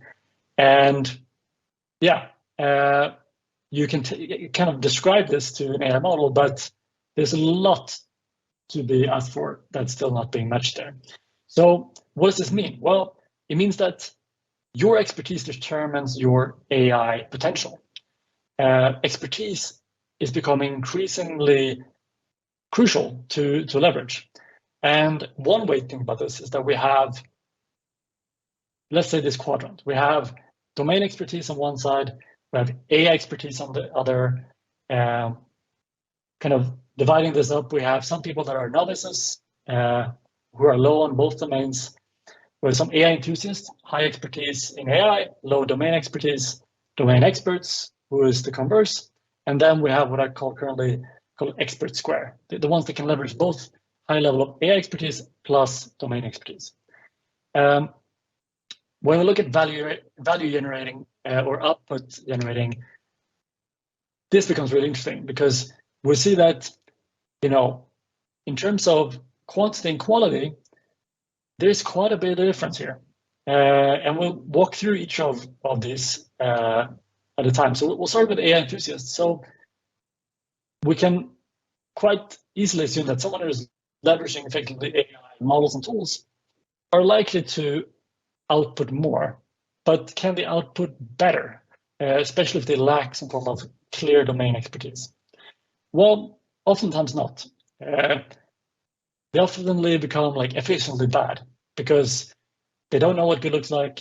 They write poor prompt or ask wrong questions. They're easily fooled by whatever is provided to them in answers from the model, and it ends up that they generate a lot of generic material. However, we can also see that these models, again, they are very powerful. They have a lot of breadth of knowledge and expertise. And in early kind of experiments have been shown to improve writing quality by 20% and achieving that in half the amount of time. So writing 20% better in half the amount of time. That's impressive. That's really impressive. So this means that, okay, you can boost your, call it, quality of output these days surprisingly a lot, even if you have relatively low domain expertise. But maybe you're not yet at the level of a domain expert in terms of quality generated. What about the expert square, the ones who are kind of both benefiting from the AI and domain expertise? Well, they are the clear winners. So if you look at someone like Andre at Tesla, he says that 80% of his code is now written by Copilot, meaning that he can produce about 4 to 5x amount of code as he could before. And it's presumably spend more time on the more important or harder, impactful code and be able to outsource a lot of the easier and more time-consuming code. That's a huge difference. And that's kind of what we see here, is that with a combination of expertise and AI, we get more and we get a little bit better. We have a better feedback loop. We ask the right questions because we already know kind of what our current expertise allows us to know. We can easily spot hallucinations, and really importantly, we can spend more time, hopefully, on the really important, impactful problems that can really make a difference, and hopefully outsource some of the more generalizable or easier things that we deal with on a daily basis. And so that's kind of the main takeaway here, is that having expertise is a real boon. It's a real benefit because, you know, if you have domain expertise, that's a great place to start. And kind of wrapping up this part of the presentation, that's kind of what I want to leave you with, and that having that is something you should really take care of. And starting for anyone, I would oftentimes recommend outsourcing as a skill. It's something that takes time to kind of starting to evaluate which tasks are effectively outsourceable to an AI or a model, or in a systematic approach in an organization, the same thing. But it's worth practicing. It's only going to become more relevant, only going to become more valuable. And so that is definitely something worth doing. Importantly, I generally advise using AI to do things, but not maybe think for you. You can use it to maybe test your thought process and test your assumptions. But really important in that, especially if you use language models in terms of any type of prompt writing for them, really be specific about what is the output you're hoping to get, what is the format for that, and what should the model avoid, for example. So really help the model think, give it context. And that is kind of the last insight or the last idea around how to make good interactions or good decisions with AI, is that you are really valuable because you have unique understanding of the context. So again, when you provide a prompt, that's your goal, is to provide the unique context that you're within to leverage the skill or the insights from the AI. And so the more context in an effective way you can provide to the model, oftentimes the more you can get back, because then you have kind of solved for that asymmetry problem. So yeah, that is me wrapping up this part. We're in an exciting time. It's still hard to look and see what's going to happen in the future, but it's very unlikely that we'll see AI models that they are today will kind of completely make people with high expertise not valuable. And so hone your expertise and find ways to leverage it is kind of my general recommendation. And for more insights on kind of taking this a step further, I'm now going to leave the mic to Laura, who's going to continue in part 2 of this presentation. So Sam just told you all about how we can make good decisions about AI. But of course, Sam and I, we are behavioral scientists. So what we are really interested in is how you can make better decisions about humans. And if you ask 10 behavioral scientists what actually is applied behavioral science, you probably get 10 different answers. So just for some background, here is mine. Behavioral science has undergone a little bit of an evolution over the last 10 years or so. And we've moved away a little bit from thinking that behavioral science is all about you getting knowledge on how to influence behaviors, towards actually getting the tools, methods, and approaches to understand behaviors better, and as a result to making better assumptions about behaviors as part of your decision and design processes. In terms of what behavioral scientists actually do and what I'll be talking to you about today, usually we'll do one or more of those 5 different buckets. The first is that we'll be really interested in defining problems in very concrete behavior terms. In other words, we're interested in who is currently what, why and how that constitutes the problem. So we want to identify all the actors and all their behaviors as part of the system. Next, we want to imagine what the world actually looks like in which we've solved this problem. What are the key behaviors that we'd like to see instead? And then as a next step, we're thinking about what the kind of barriers are that might be in the way of these behaviors. Once we've understood this, we can then transition to a point where we can design solutions based on a good understanding of behaviors and based on good assumptions about behaviors. So these solutions can be products, they can be processes, they can be policy or communications. And then finally, where possible, we'd move to a stage where we monitor and evaluate behaviors very concretely. Now, I said all this, what I'll do today is I want to talk you through some of these boxes to explain how I think AI can actually enhance your ability to and new capabilities to do these tasks. And specifically, I want you to pay attention to what kind of capabilities, in other words, what kind of cognitive processes actually underline some of these tasks here, and how we can be really smart about where AI can actually help us with them. When we start, for example, when we start thinking about defining the problem, one key advantage of AI is that it is very strong at divergent, or what some people call lateral thinking. When we're defining the problem, a lot of the times we need to actually really open up the problem space to consider the problem through lots of different perspectives. And that is where AI is really quite strong in giving us a little bit of a head start. For instance, when we want to view the problem through the lens of many different academic fields, as a behavioral scientist, oftentimes we look at one behavior and we think, from a sociological perspective, from a psychological perspective, from an anthropological perspective, what do all these academic fields tell us about how we should ask questions about this behavior to understand it? And here is, for example, an output for a problem such as tax evasion, where lots of different academic fields have something to say about it that can actually help us relate better to the problem. So sociologists, for example, they look at tax evasion in the context of social norms or group behavior and societal structures, and they ask questions like, what kind of social norms or pressures lead people to evade taxes? In the opposite to anthropological approaches, they'd examine cultural attitudes towards taxation, like the perceived role of the individual versus the community, and they'd ask different questions.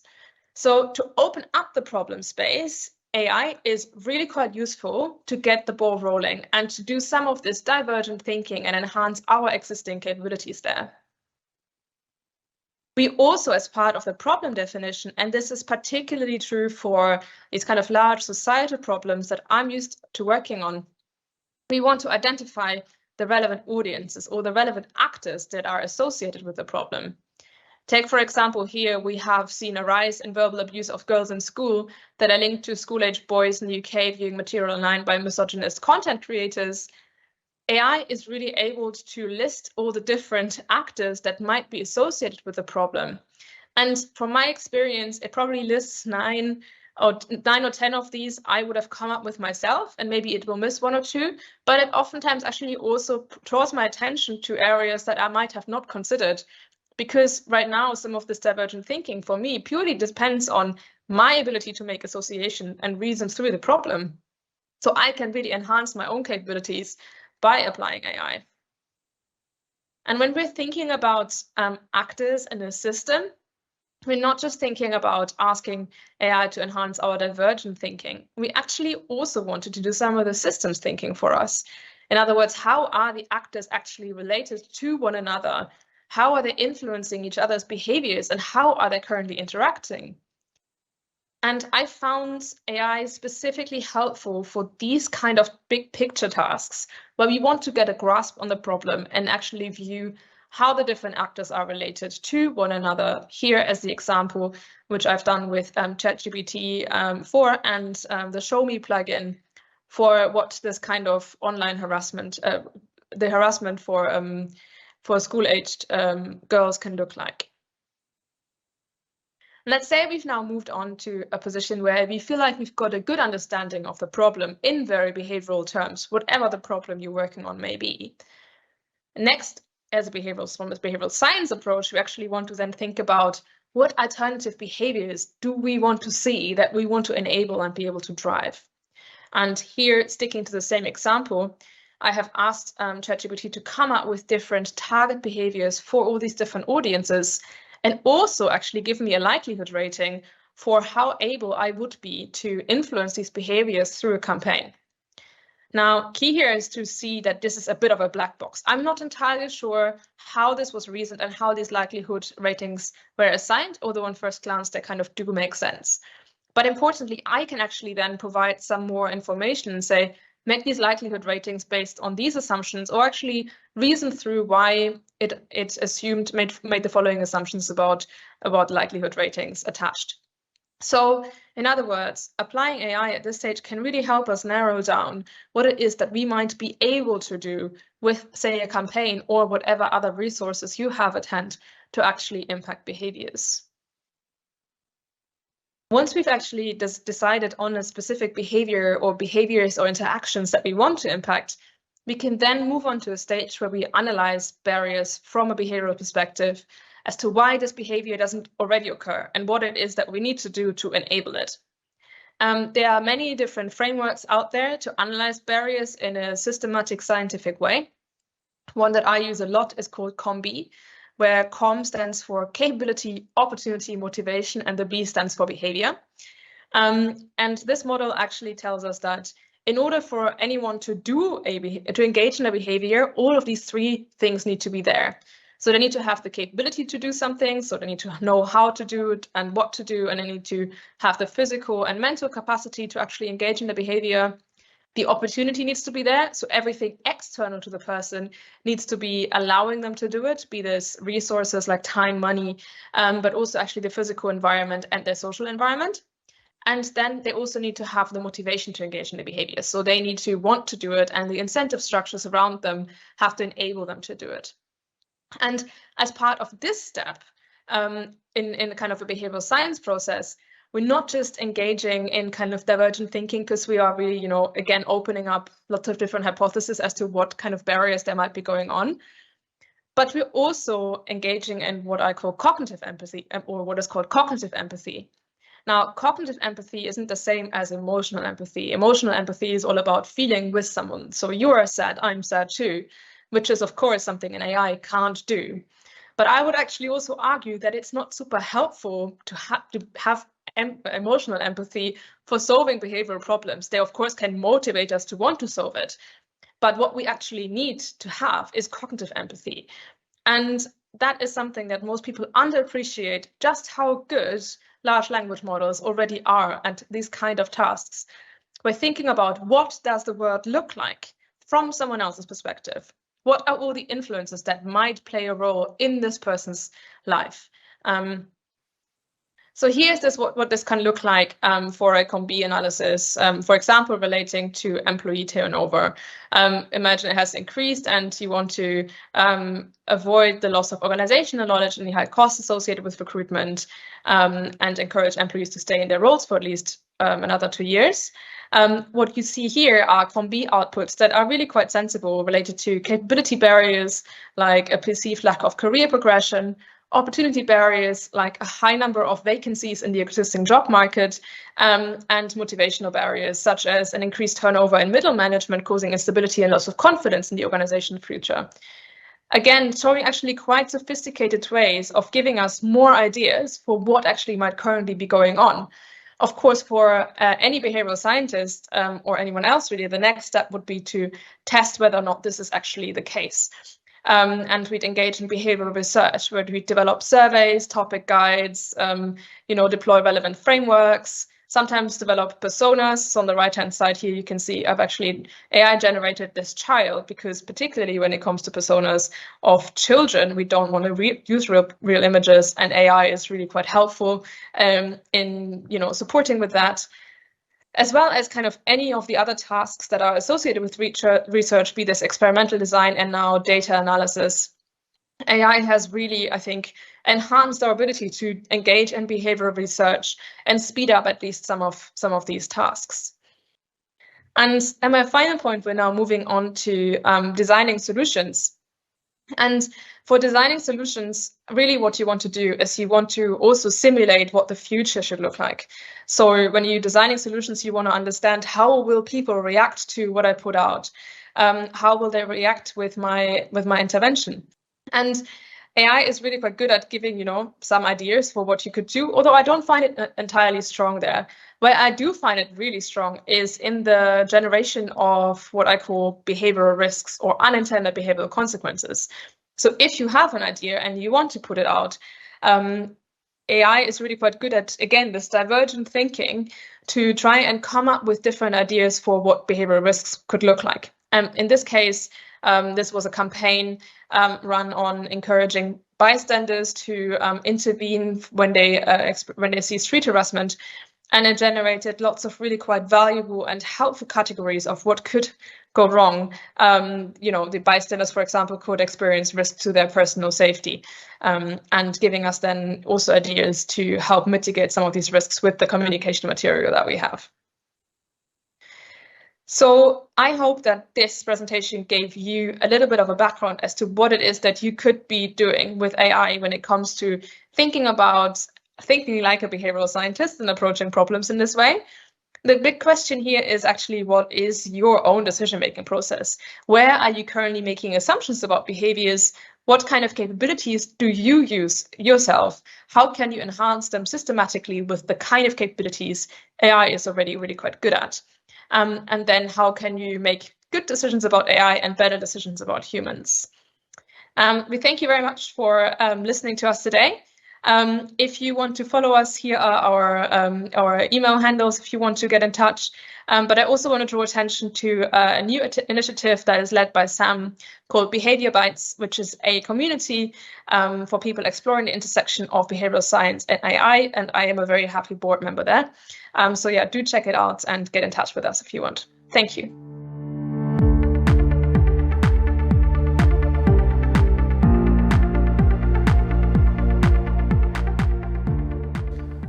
Thanks, Laura and Sam. Really informative stuff, and we'll keep an eye out for Behavior Bites. There's a really important role here for organizations like GAABS in getting to more common understanding in the evolving field of behavioral science. Up next is our head of behavioral finance, Paul Nixon, who will talk about the hit sitcom Friends. This is the one about psychology and AI.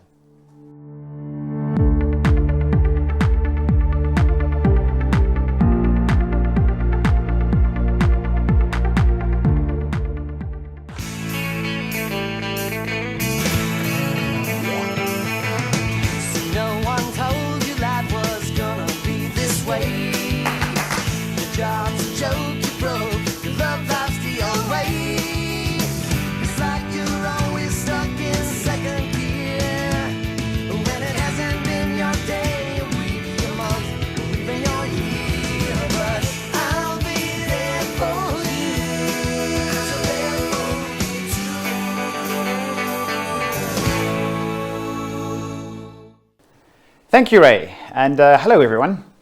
Hopefully that intro brought back a few good memories and had you tapping your feet or your fingers. Now, nostalgia is huge right now, so hit shows like Stranger Things have us all humming tunes from the 1980s and reminiscing about the Sony Walkman and twirling tape cassettes with a pencil. If you know, you know. But why though? Psychologists have written about this as a desperate grasp for more certainty and longing for simpler times after the 2020s and COVID-19 spun us a little off track. A recent experiment showed that we have more stress chemicals flowing through us when we have a 50% chance of an unpleasant electric shock than when we have a 100% chance of that same shock. We have a deep need for certainty, and planning is rewarded with less pain. Next year is the 30-year anniversary of Friends, a show that kicked off in September 1994 and ran for a decade. Another grim milestone for us Gen Xers. What is very interesting is the longevity of the show even amongst younger generations in the 2020s. This despite some cringeworthy behavior by modern standards like Monica's regular fat shaming, for example, or Ross really struggling to deal with his son playing Barbie. Let's not forget the guys mocking Freddie Prinze Jr. as a male nanny as well. At its core though, the close ties and relationships sort of transcend the obvious dating of the show, making younger audiences more ready to accept the characters and their obvious flaws.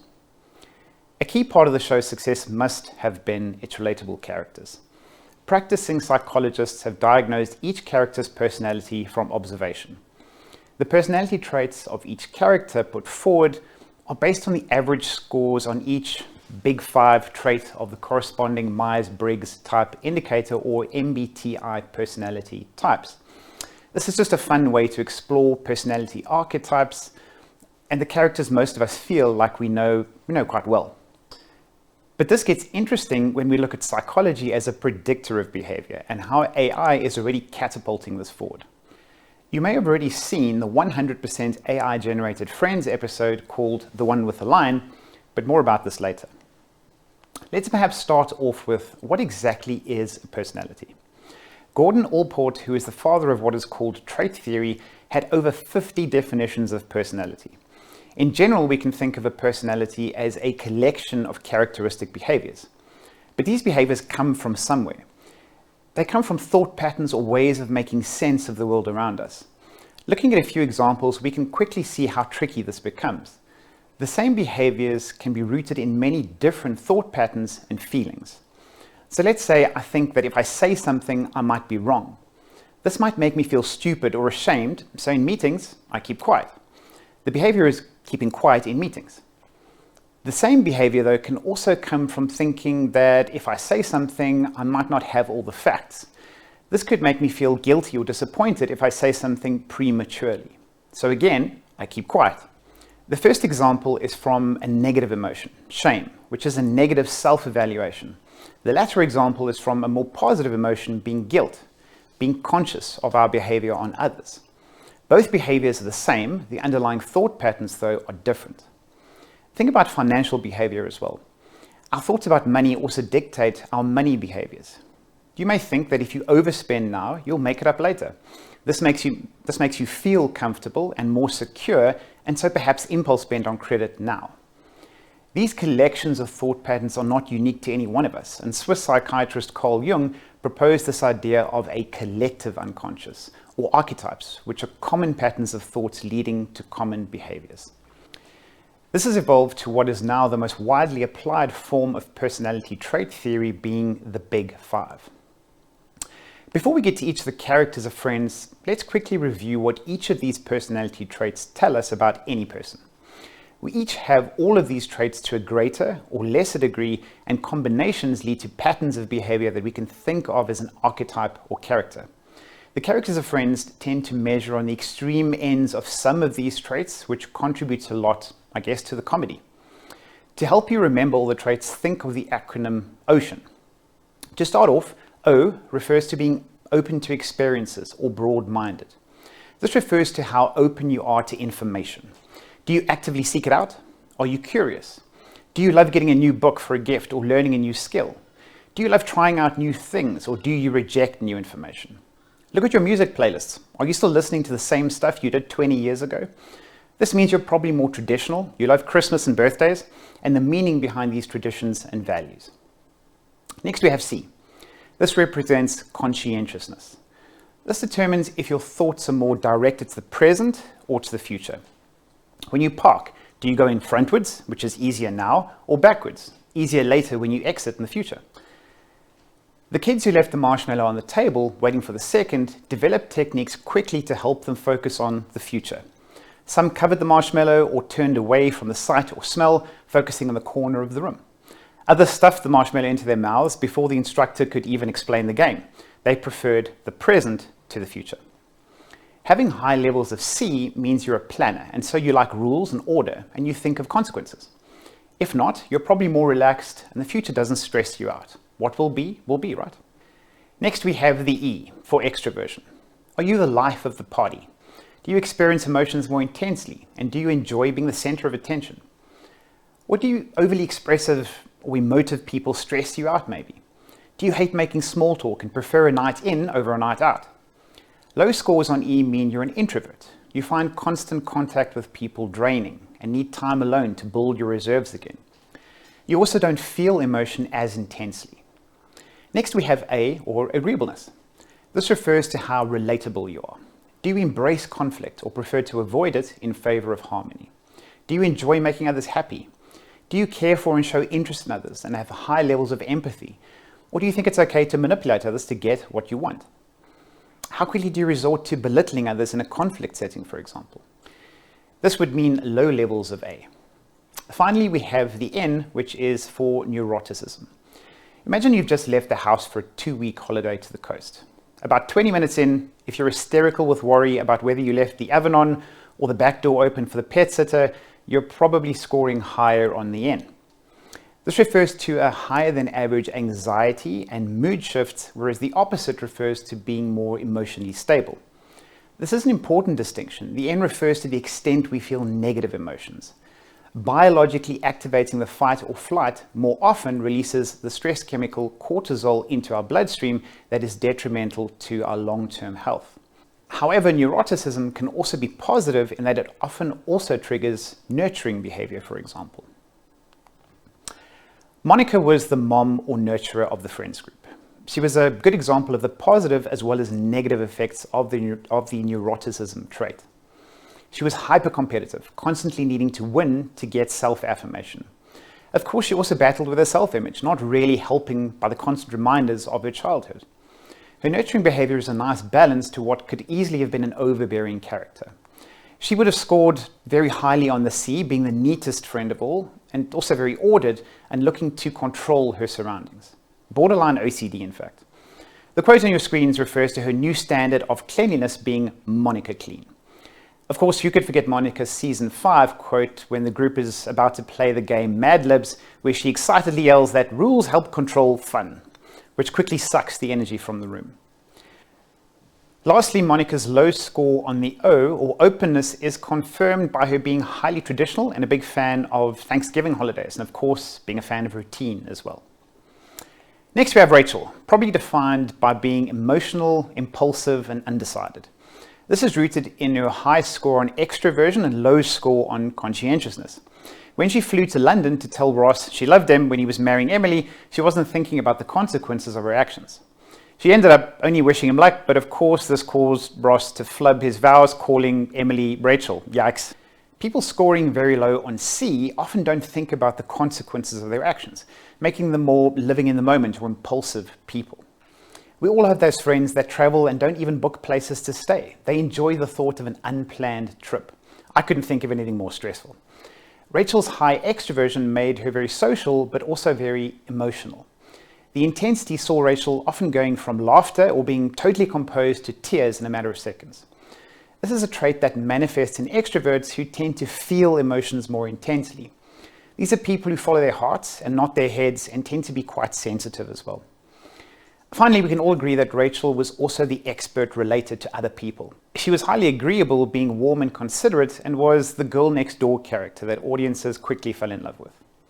This is an important feature of the show where some of the other characters are a bit of an acquired taste initially. This leads us neatly to the onion that was Phoebe. Colorfully described as she fits right out. Phoebe's defining characteristic was her O, or openness. This is an interesting one because it manifests differently in two different characters on the same show.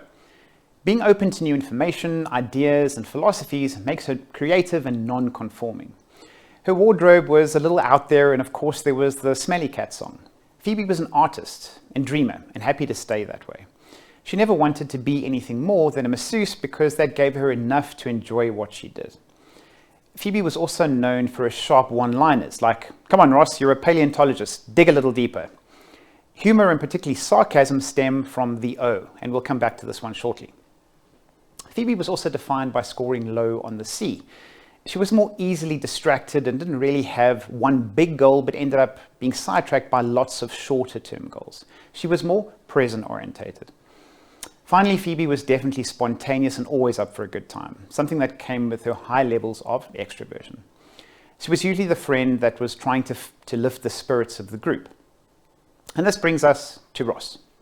Who could forget unagi, which is actually a freshwater eel, but what Ross confuses for uranagi, which is actually a judo move and not a state of mind. The point is Ross was a bit of a know-it-all, often volunteering unwanted information to the group. Ross was voted the least favorite member of the Friends group by the American public, and this was one of the reasons. People don't like those who position themselves as superior. Ross is the only introvert of the group and wants to relate to others, but does so by giving information, making him a little awkward. He struggles to relate sometimes to the group, his students, women, but that doesn't mean he doesn't want to. But when you scratch the surface, he's actually the most loyal of the group and quite submissive in his relationships, desperately seeking harmony. This makes him score highly on the A, being very agreeable by nature. This also causes him to completely miss, or rather deny, the fact that his first wife was gay, living in the hope that all the signs meant something else. Ross gets quite down on himself for this and also showing he's an internal locus of control. He's constantly looking for his own role in his failed relationships, where extroverts find it easier to shrug this off to the other party's weakness or just the way the world works. Ross is more introspective. His curiosity that contributes to him being a know-it-all, and also his success as an academic, point to mid-levels of O and C, respectively. This brings us to America's favorite friend, Joey. The hypertypical male character that loved food but wouldn't share it. He didn't like new ideas. He was highly traditional, scoring very low on the O or openness. His equally low levels of conscientiousness contributed to him being extremely casual and relaxed in life. Joey is also renowned for speaking first and thinking later. Joey has off-the-charts levels of extroversion, giving him extreme confidence, in fact, overconfidence. In the episode, the one where Chandler doesn't like dogs, Rachel debates whether to make a move on her assistant. Joey tells her to go for it and then confidently states, "If it doesn't like you, this is all a moo point. It's like a cow's opinion. Doesn't matter, it's moo." Joey was also a terrible actor, but his overconfidence drives him forward in the singular goal until he eventually becomes successful as the soap opera character Drake Ramore. The second least favorite character on the show from Americans was Chandler. Interestingly, Chandler was voted the favorite character in the UK, followed by Ross. This shows the different takes on humor from the two countries, the UK preferring sarcasm and irony and a drier sense of humor. Chandler scores quite lowly on the A. He's more argumentative and skeptical, traits that make him less relatable to most people. He would score very highly though on C, being goal-oriented and highly logical. He's the most successful member of the group. His exact job was kept deliberately vague for the term of the show, and of course, Rachel and Monica lost the wager and their apartment when Rachel incorrectly identifies Chandler's job as the transponster, which soon became slang for a poorly defined role or where someone really struggles to describe their job to friends and family. I'm sure we all know a transponster or two. The personality traits associated with being witty or sarcastic are quite interesting. The first is intelligence. The personality trait of O, which Chandler would score highly on, is correlated with IQ. Simply put, people who are curious and actively seek out new information also have a deep desire to explore complexity and unconventional ideas. When combined with a low level of A, or agreeableness, or not being afraid to offend someone, you have the perfect cocktail for sarcasm. In the famous tanning mishap where Ross overexposes himself to a spray tan and turns a little orange, he tells Chandler that he visited the place that Monica suggested. Chandler quickly responds, "Was that place the sun?" The question is, do these personality traits or archetypes relate to attitudes and behavior with money? Once again, the way we think about money or our attitude is going to result in feelings that will drive our money behaviors, like spending or saving. The foundations of money attitudes were studied by Yamauchi and Templar in the early 1980s. I'll chat about 4 of the consistent money attitudes here that are also quite easy to relate to the money behaviors of the Friends characters. From left to right, we start off with money quality. We can see 2 clear opposing attitudes here. Ross gets pleasure from the quality of goods he buys. If we look at his apartment, it's the most modern and also full of art. He enjoys a good glass of wine as well. This is diametrically opposite to Phoebe, who doesn't get this utility and so won't spend her money on such things. This is linked to O, or openness. We need to dive deeper into the sub-dimensions of this trait, which is a session on its own. Suffice to say that O manifests in different ways. For Phoebe, it's all about creativity and imagination, but for Ross, it's more about understanding how stuff works. Next, we have the strongest link between personality and money, being money prudence. The best money behaviors in the show belong to Chandler, who always has savings to lend to Joey and even to Monica as they plan for their wedding, followed by Ross. The worst belong to Joey, always borrowing money, and Rachel, who impulse spends for psychological comfort, initially at least. Next, we have money prestige, with 2 opposites once more. The first chance Joey gets when he lands the Days of Our Lives gig is to buy a ton of expensive items to show everyone he's made it. This represents the good life to Joey and what he's been working for. On the opposite side of the spectrum is Phoebe, who is unimpressed by money. This represents a low money prestige. In the final season, she decides to donate her wedding funds to a children's charity, for example. Finally, there's money anxiety. This represents the degree to which money is a source of anxiety and worry. The show starts off with Rachel getting cut off by her rich father, and money quickly becomes a source of anxiety for Rachel, but also a main driver of her becoming independent. Monica's money behavior in the show is the anomaly. One would expect someone who isn't spontaneous and who is highly ordered or has high levels of C to be a natural saver. Even her father advises her to save 10% of any income for a rainy day, but she never does. Perhaps a good example that we should never assume that people who have the right factory settings to save always do so, and so don't need help. This brings us to the end of the psychology piece and to the realm of AI. There is already a 100% AI-generated episode of Friends called The One with the Lion. We mentioned that earlier at the start. Characters still look like Sims characters, so highly pixelated and animated, but that's not the eerie part.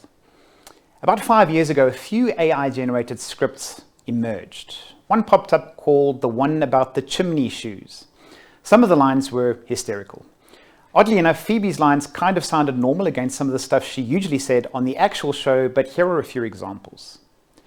Joey winks at the water knowingly and gives a sexy nod. So basically, Joey makes a pass at his glass of water. Ross was heartbroken right before getting Thanos snapped. What a way to go. The AI clearly thought that the Avengers actually happened and that this stuff actually happened. Now an interaction between Rachel and Phoebe. Phoebe: I don't want a sexy guy, I just want a guy who likes knitting. Rachel: didn't No Ears Mark like to do that? Phoebe: I just want a guy who likes knitting and has at least one ear. Kind of sounds like Phoebe, right? In the 2019 Emotion X Challenge, developers were given the task to train an AI to classify emotion behind each line of Friends dialogue. How they did this was to set up a human panel initially who would then vote on each sentence in every episode and classify the underlying emotion as joy, sadness, fear, anger, surprise, disgust, or indeed being neutral. The majority vote of the human panel was accepted and then used to train an AI to predict the emotion behind language. One of the groups who attempted the challenge managed to get an F score or model accuracy metric of just over 80%, which is a very, very good starting point. Flash forward to the episode using GPT-4, and the dialogue makes perfect sense, but also the intonation behind the dialogue that gives us clues into emotions of the character are clearer. We've come a long way in a few months. Let's quickly take a look at the short clip of the AI-generated episode.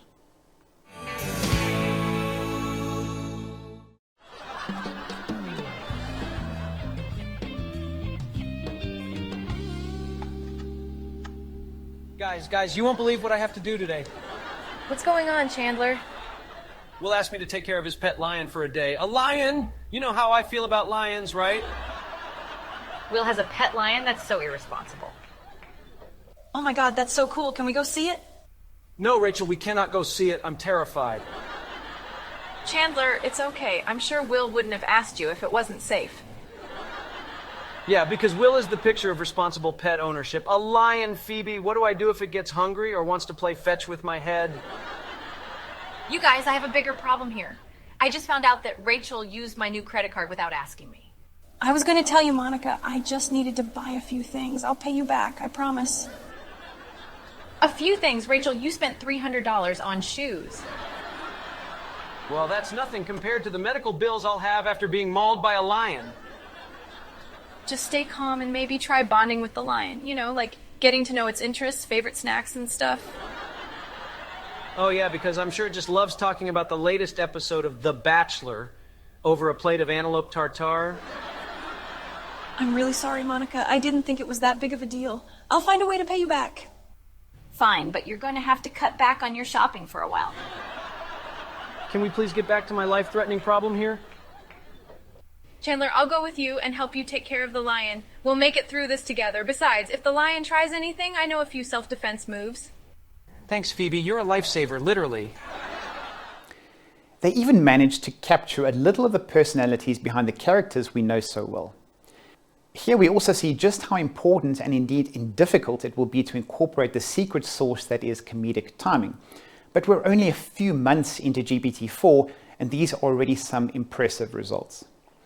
On your screens, you'll also see some AI-generated images that have generated hundreds of thousands of interactions and comments online. The left presents what the characters would have looked like if the show originated in India, and the right represents cast members as super cute kids. The improved understanding of context and emotion in language is already enabling AI to auto-assess the underlying personality traits we've talked about earlier from social media data. Rory Sutherland of Ogilvy and founder of their behavioral science unit is of the view that we're focusing too much on technology breakthroughs to improve humanity, where psychology is often the answer and indeed right in front of us. He gives the example of Uber's success primarily as being that little map on the screen telling us where our driver is. This map creates highly desired human and indeed biological need of certainty we spoke about earlier. Where is my driver and how long must I wait? What's been around in subways for over a decade, the countdown timer showing how many seconds until the train arrives, was now available to everyone on an app. At Momentum Investments, we're approaching behavioral change from both sides, technology and psychology. We've identified 4 behavioral tracks or targeted behaviors we believe are important to investor success. One of these is the stay invested behavior that cost South African investors over 650 million rand or $36 million in behavior tax or lower investment returns during COVID from leaving risky assets after the crash and then buying back in when markets had recovered and in fact exceeded pre-crash levels. We've used machine learning to analyze a massive data set of investor behavior to show what the general structure or behavior patterns were. The 4 patterns of behavior which stand out clearly are on the left of your screens.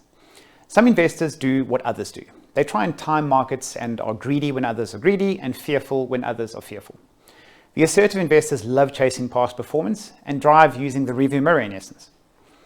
They persist in switching their investments to last year's winners. The anxious investor doesn't mind taking risk, but at the first sign of turbulence, they move their money back to cash. Finally, the avoider, by contrast, stays away from risk in general, sitting on the sidelines for extended periods and watching booms and busts, but also erosion of their capital from inflation. While these algorithms give us a clear structure, they don't have much predictive power. To do this, we're using supervised machine learning techniques like the random forest technique, for example. The technique is called a forest because it's made up of many decision trees. Multiple samples are drawn from a large data set of over 12 million switch transactions and a model trained on various sample data sets to predict the likelihood that an investor will switch, say, in the next 3 months. This gives advisors enough time for intervention. These models are highly sensitive to the variables being used, and on the right of the screen we can see some big 5 variables we've discussed today. With the Momentum Investments Money Fingerprint, which is our psychometric assessment of some of the money attitudes and personality traits we've seen today, we use these as inputs to the prediction engine that ultimately will help us to help investors stay invested. The low-hanging fruit of GPT and AI is undoubtedly natural language processing. We're using decades of documented human interaction, like from sitcoms and TV series, will help train AI to give a personality diagnosis from your Twitter or X or indeed Threads feeds together with other accounts like Facebook, LinkedIn, or even some of your blogs.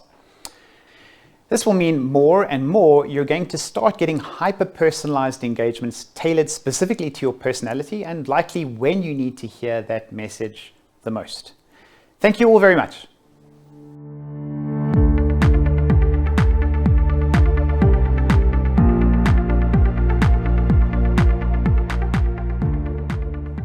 Thanks, Paul. My favorite character was always Joey. He goes through life clueless and happy to just be him. No matter what, Joey was always Joey. And now to our keynote speaker of this webinar. No stranger to South Africa and Momentum Investments is Dr. Greg Davies from Oxford Risk in the United Kingdom. He will talk about decision prosthetics, combining humans and technology to get more from each. Take it away, Greg.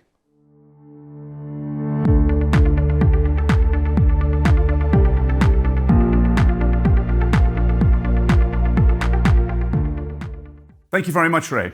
Hello, everybody. I'm Greg Davis. I'm head of behavioral science, behavioral finance at Oxford Risk, and I'm here to talk to you about decision prosthetics, tools that we can use as humans to make us better decision makers, and in particular, how we can combine such tools with human decision making to enhance humans, to empower humans, to get more out of both the technology and the human side of the decision making. I'm going to start with something that is a very long way from finance. This painting here is a painting of a scene from Homer's Odyssey. So we're delving back into 3,000 years of literature here. In Homer's Odyssey, Ulysses, he's the chap there being tied to the mast, he's sailing home from Troy. And on the way, it takes him 10 years to get back from Troy. On the way, he encounters all of these adventures. And one of them is the island of the Sirens. He encounters these sirens who are these beautiful sea nymphs who sing this exquisite song. And no sailor has ever been able to withstand the sirens' call. They get so excited about this song that they get whipped up into a frenzy of emotion, and they jump overboard and they dash themselves on the rocks and they die. Now, Ulysses has one advantage. He is warned ahead of time by a sorceress that he's going to meet this island of the Sirens. And so he has a decision problem ahead of him. Now, granted, it's not one that you or I face on a daily basis regularly, but Ulysses knows that he wants to get past this island of Sirens and get home to Ithaca. And yet, he knows that he's human. He knows that he's going to be enticed by this siren's call. If he had an economist on board, and he had asked this economist, well, what should I do, Mrs. Economist? What is the rational decision-making thing for me to do? Delve into finance theory and economic theory and tell me what to do. And the economist would say, well, you should maximize your expected utility. So what you should do, you know the song gives you utility. You should listen to the siren's call. It'll be beautiful. You should say, thank you very much, sirens. That was lovely. Then exert your steel willpower and sail on home. Unlike all of classical economic theory and finance theory, Ulysses knows he's human, he knows he's fallible, and he knows he's likely to succumb to temptation. So what he does is he builds for himself decision prosthetics. He builds decision tools that helps him to navigate that moment of heightened emotion, that moment when the sirens are calling and he has that desire to jump overboard. And in this scene, there are two tools. One of them is the ropes. He's being bound to the mast with ropes, and that is so he can hear the sirens call, but he can't jump overboard. He gets the utility from listening to this beautiful song, but he can't jump overboard. And his sailors all have to block up their ears with beeswax. And what they're doing is they're changing their environment. They're immunizing themselves against the information coming in that leads to emotionally led decision-making. And in these various ways, what they've done is they've made sure that the decisions that happen in the moment, in the times of turmoil and turbulence, are decisions that are actually made ahead of time when they were cool, calm, and collected. And this is a parallel for pretty much all of applied behavioral finance. There is in every financial decision we make a gap between the decision that is right for our financial objectives, typically our medium or long-term financial objectives, and the decision that feels emotionally comfortable to us in the moment. These two things are often poles apart. The thing that feels comfortable is often something that is very costly to us. And so we need to use technology. We need to build our decision prosthetics, our modern day equivalents of the ropes and the beeswax to help us navigate the sirens.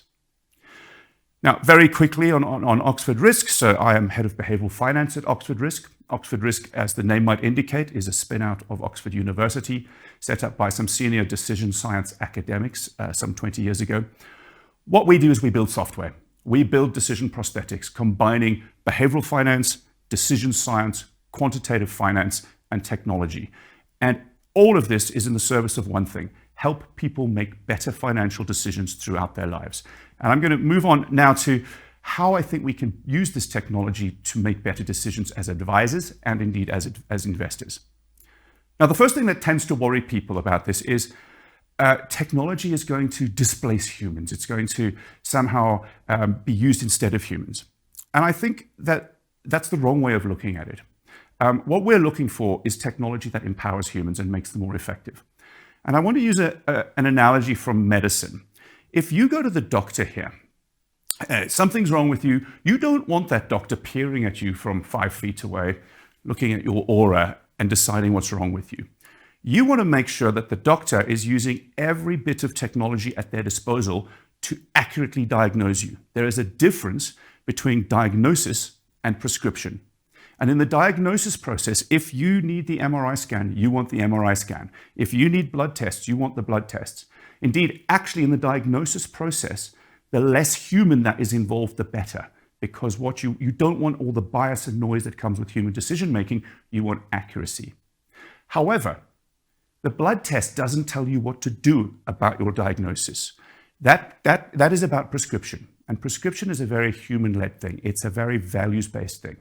The right course of action for you, for two people with the same diagnosis, may be completely different, depending on how old are your kids right now? At what stage are you in your career? Are you the sort of person who can manage this through better diet or exercise, or do you need to go under the knife and have an operation right now?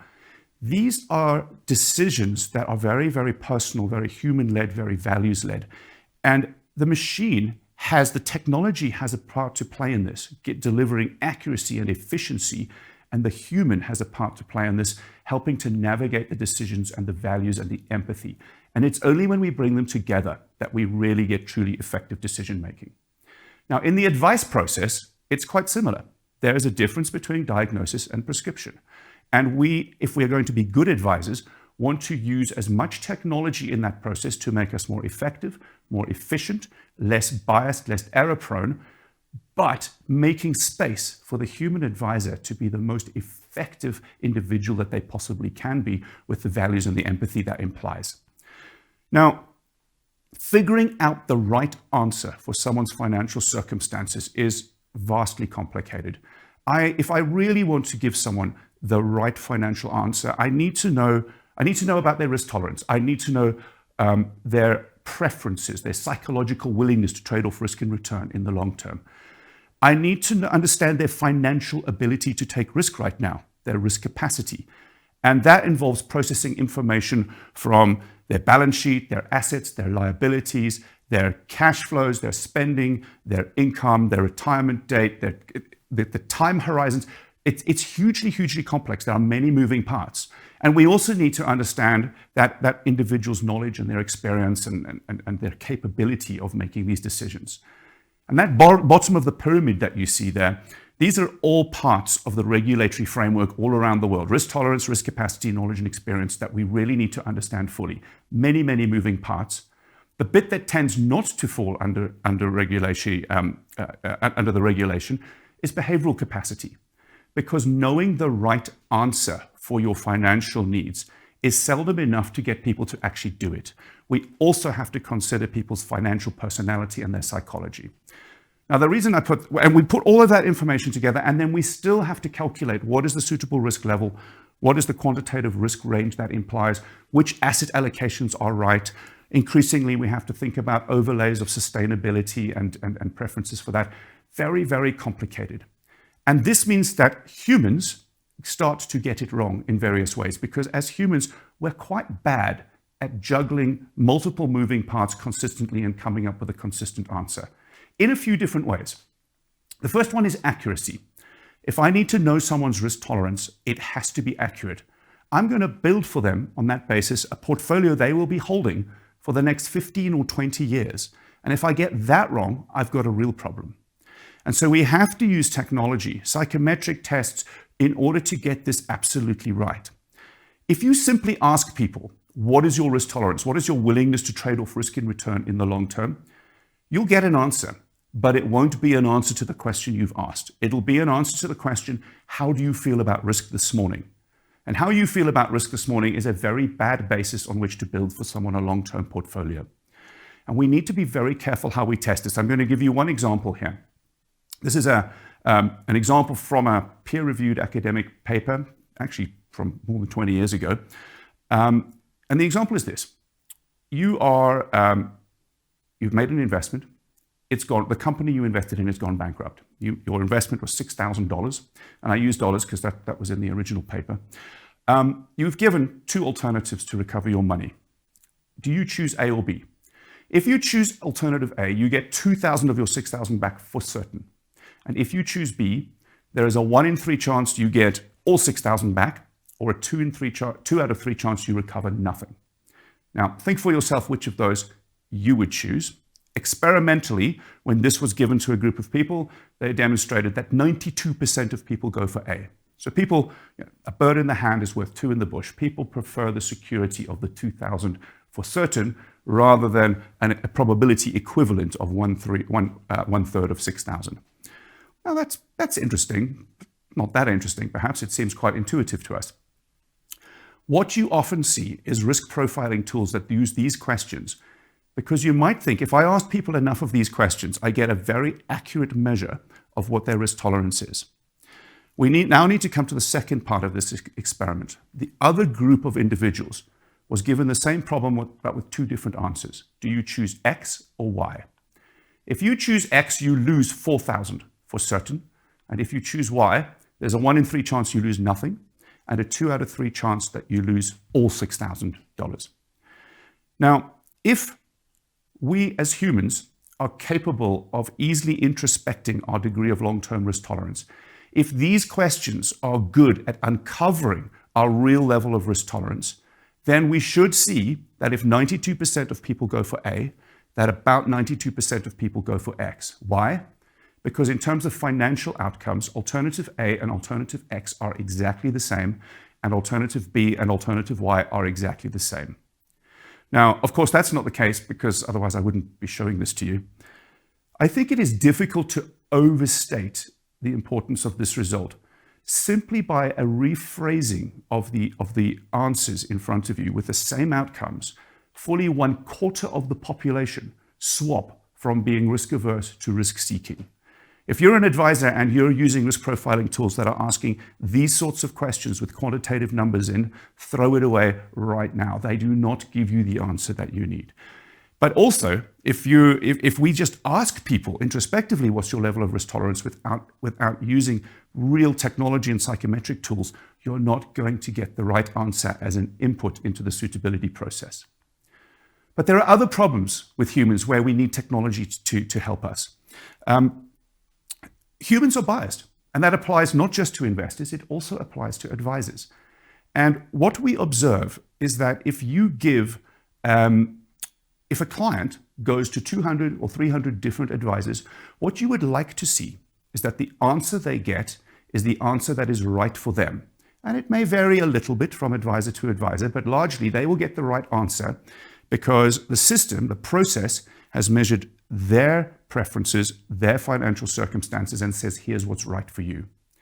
Unfortunately, many advice processes don't use enough technology in the diagnosis system. They rely too much on subjective human judgment, and subjective human judgment has two big failings. Now, if I want to get accurate judgment, what I should see is that for every advisor, every client that comes through the door, they get the answer that is right for them. So it's in the middle of that target, they're accurate decision making. What we often see is that humans, both investors and their advisors, are biased. Their decision making often is slightly off kilter. We all, like Ulysses, deviate to that emotionally comfortable decision rather than the right decision in the center of the circle. But it is possible, actually, for advisors or for organizations to, on average, give the right answer, not to be biased, but to be noisy. And in this situation, you've got somewhere where, actually, on average, my clients are getting the right answer, but every single client as an individual is getting the wrong answer. And that can't be right? You can't go on average, you're all getting the right answer, but every single one of you is getting the wrong answer. We have to, if we're going to address human subjectivity, we have to address bias as well as noise. And of course, many decision processes are both noisy and biased. We did a study in 2021, actually with Momentum. So there's a picture of the cover of that, where we put hundreds of advisors through case studies. We fed them case studies about individual clients and said to them, for each of these case studies, I believe there are 6 clients that each advisor got, said, you've pretty much got all the information you need to figure out what the right answer is. Now tell us, how much risk would you give to this client? What is the equity proportion you'd give them? And what we saw is enormous amounts of noise. Human decision processes are all over the place. The 200, 300 advisors gave answers that were wildly different. And that means as a client, if I go to an advisor and that advisor is not using technology to drive consistency, it's a lottery. The answer I get is not going to be the answer that's right for me. It's going to be the lottery and the gamble of which advisor I happen to have stepped in front of. So we need technology in the diagnosis process to drive consistency. And the last thing is we need technology to juggle the moving parts and to put them together well. This is an illustration of the tools that we have in Oxford Risk, where we measure all these things: risk capacity, knowledge and experience, risk tolerance, behavioral capacity. And we use the algorithms to bring all of these things together consistently. So you can have a client who comes out and on a scale of what risk should you have? From very low to very high, client comes out medium. And cue some sniggering at the back, everyone goes, aha, everyone always comes out medium from these tools. Well, in a sense, more people should come out medium because there are fewer people who are extremely low risk tolerance and fewer people who are really extremely high risk tolerance. But the important thing is, why does this person come out medium? Where does it come from?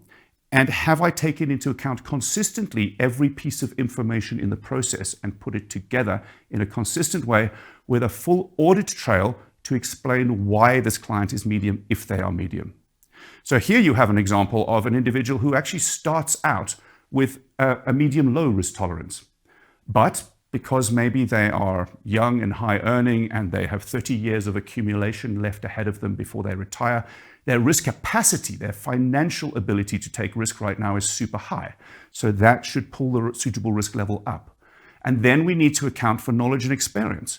Perhaps this person is completely new to investing. So we pull it back a little bit in order to give them a comfortable ride and unlock risk gradually over time. And lastly, we need to consider behavioral capacity. If I take someone who's very low composure, they're a naturally anxious person, and I give them a high-risk portfolio, I'm inviting that gap, that siren call, the gap between the right portfolio and the emotional portfolio. I'm inviting in a raft of emotional decision-making, so we adjust for this. This is something that is very difficult for human advisors to do consistently. It's juggling huge numbers of moving parts. We have to put it together consistently, come out with the right answer, and have a digital audit trail. So technology can help advisors be more consistent, be more accurate, and to be more efficient, because it's taking away all the number crunching that is really time consuming for humans.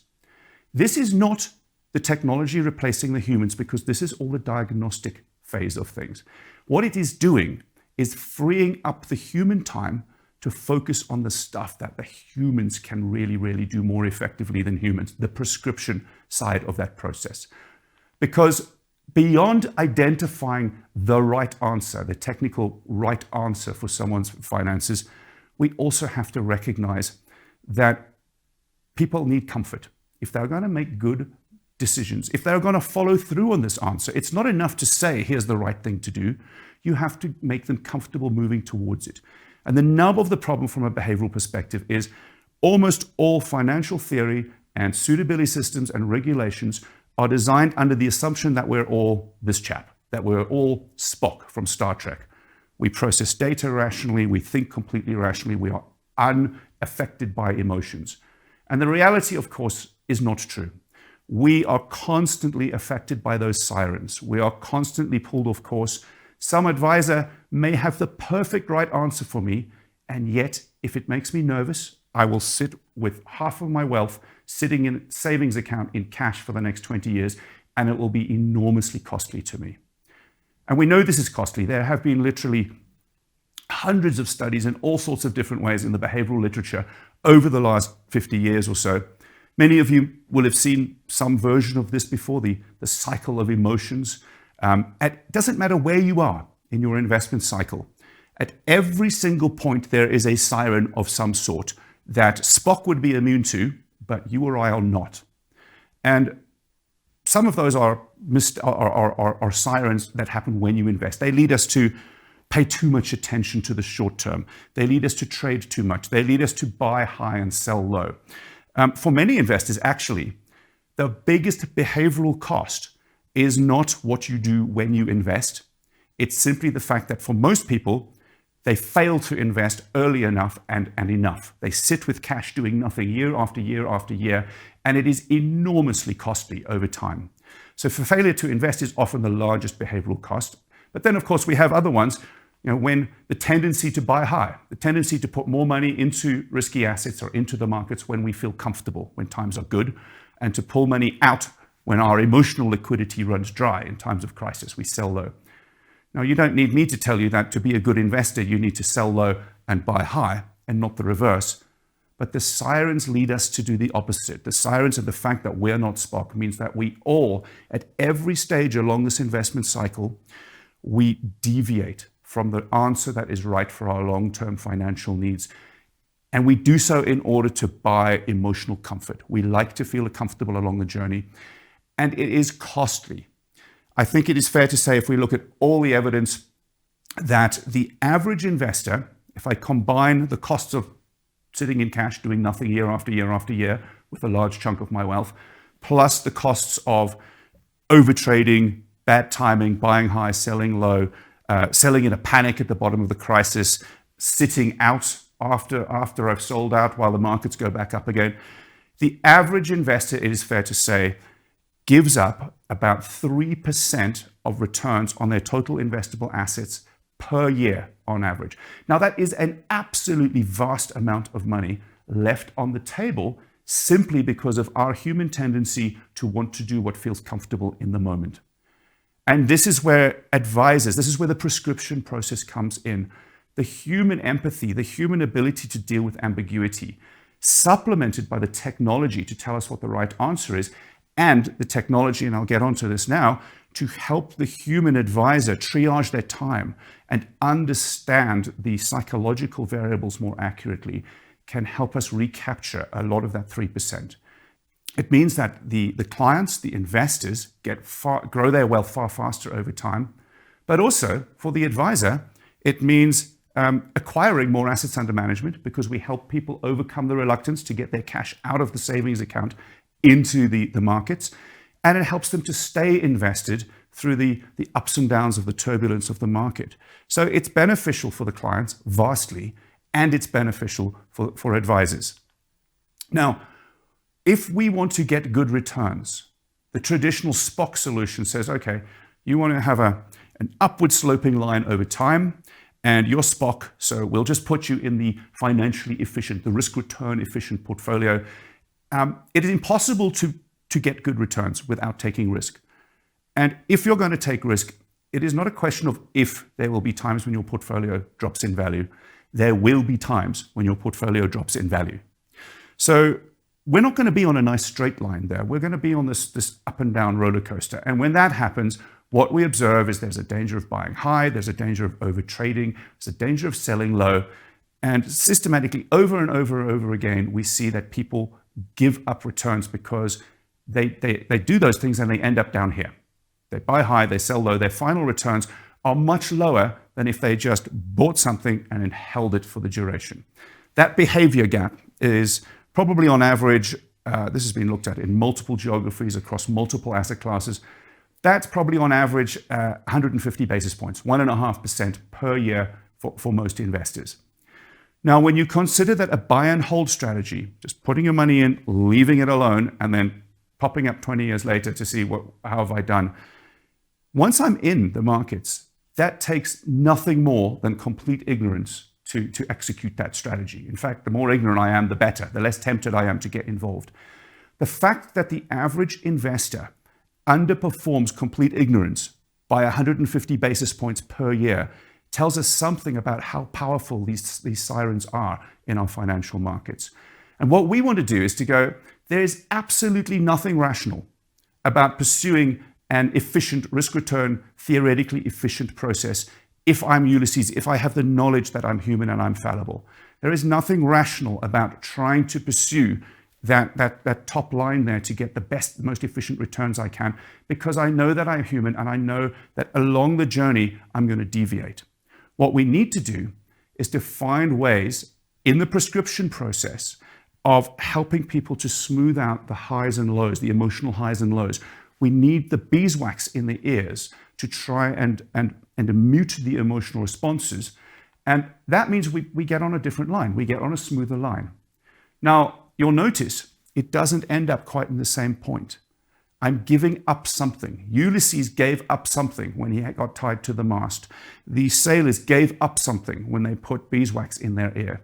But we can think of that as emotional insurance. It is much better to step away a little bit from the theoretically perfect portfolio and get to the best realizable outcome for you than to pursue some idea of theoretical efficiency and end up incurring that whole behavior gap.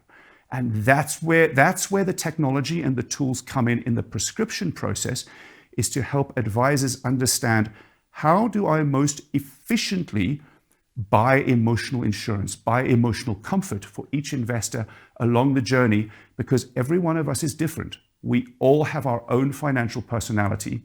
And some advisors are very, very good innate psychologists. And if they've known their clients for a long time, they know exactly what to say to each client at each point in the journey. But some advisors are not great intuitive psychologists, and even those that are may have new clients that they don't know very well. So again, we can use technology to help advisors more effectively place their time, their effort, and their focus, and help advisors to understand, what do I say to each client at each point along the investment cycle, so that I help them to get invested and stay invested.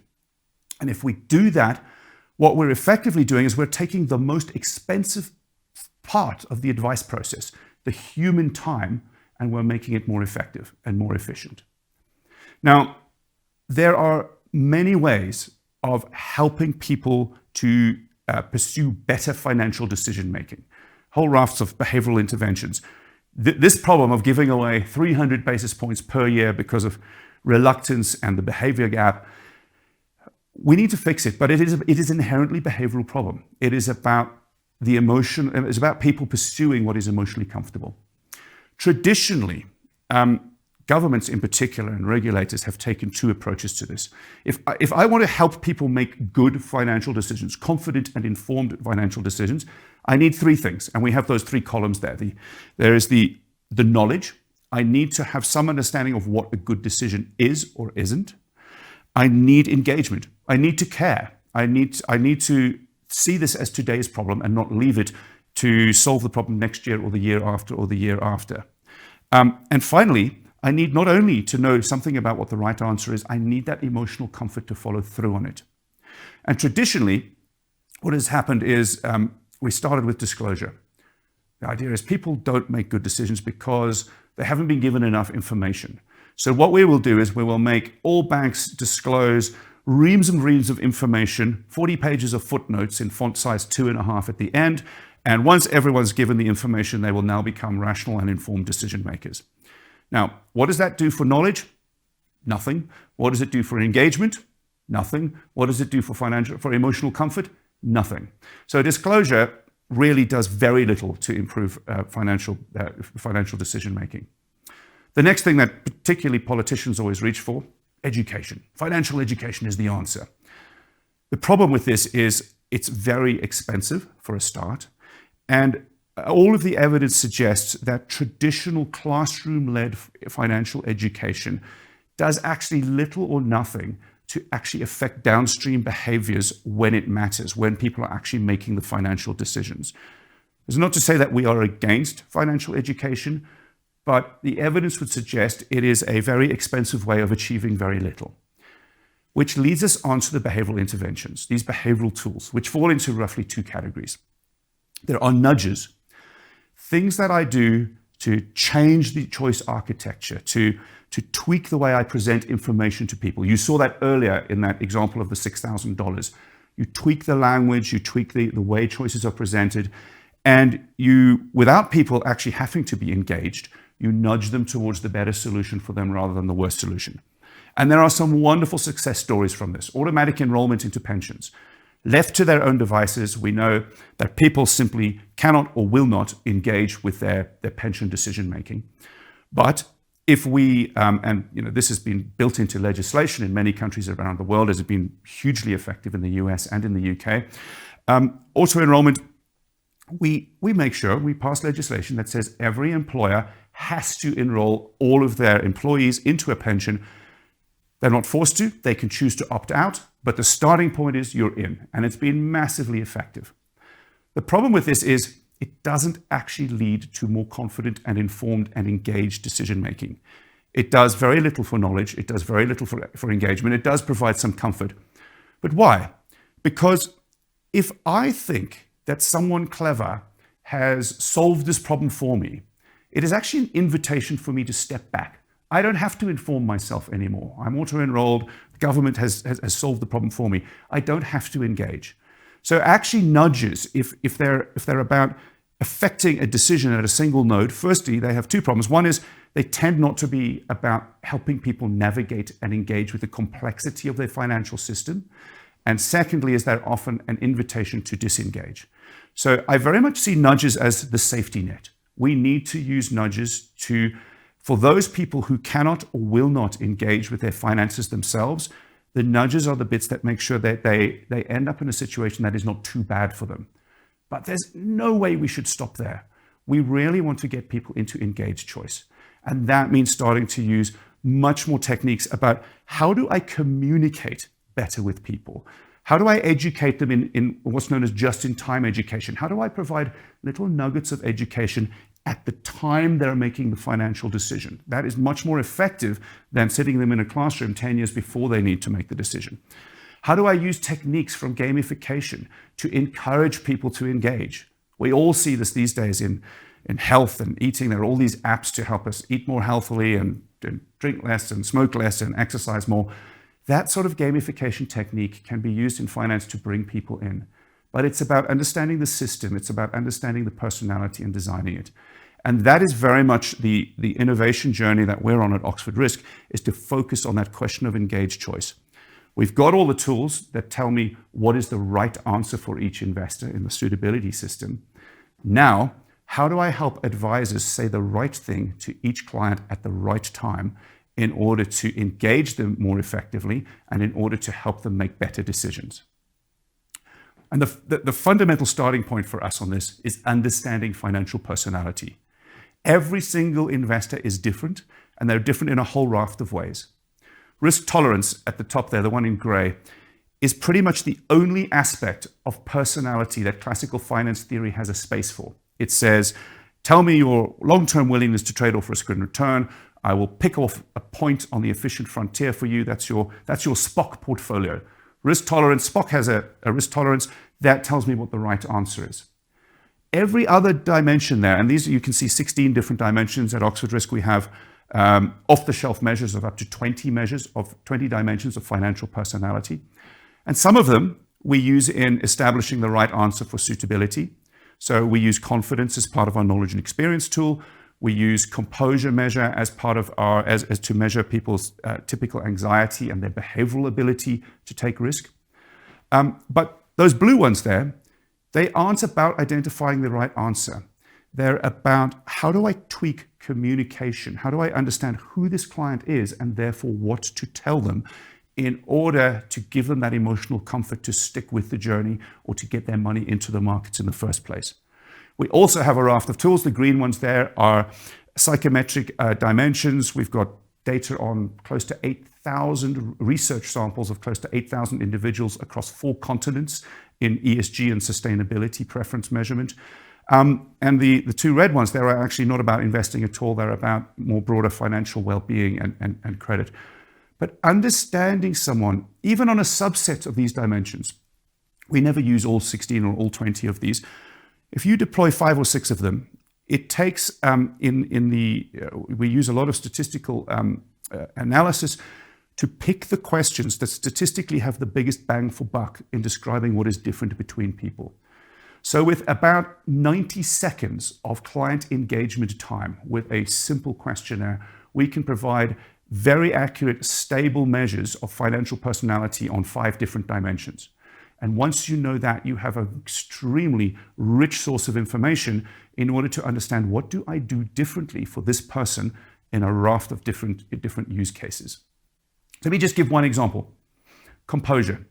If risk tolerance is my Spock-like long-term willingness to trade off risk and return over my total wealth, composure is my short-term response to the sirens. It's my tendency to be emotionally connected with the journey, with the present.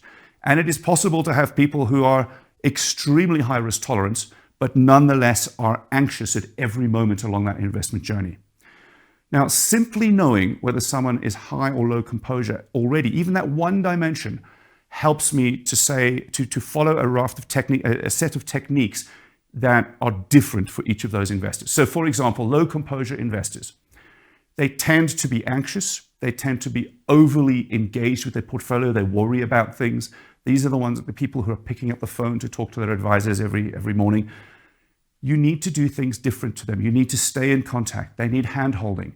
They need constant reminders that market falls are normal.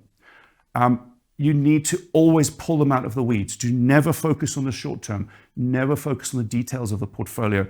Always go back to the big picture in the long term. Make them feel comfortable. This is part of the beeswax in the ears.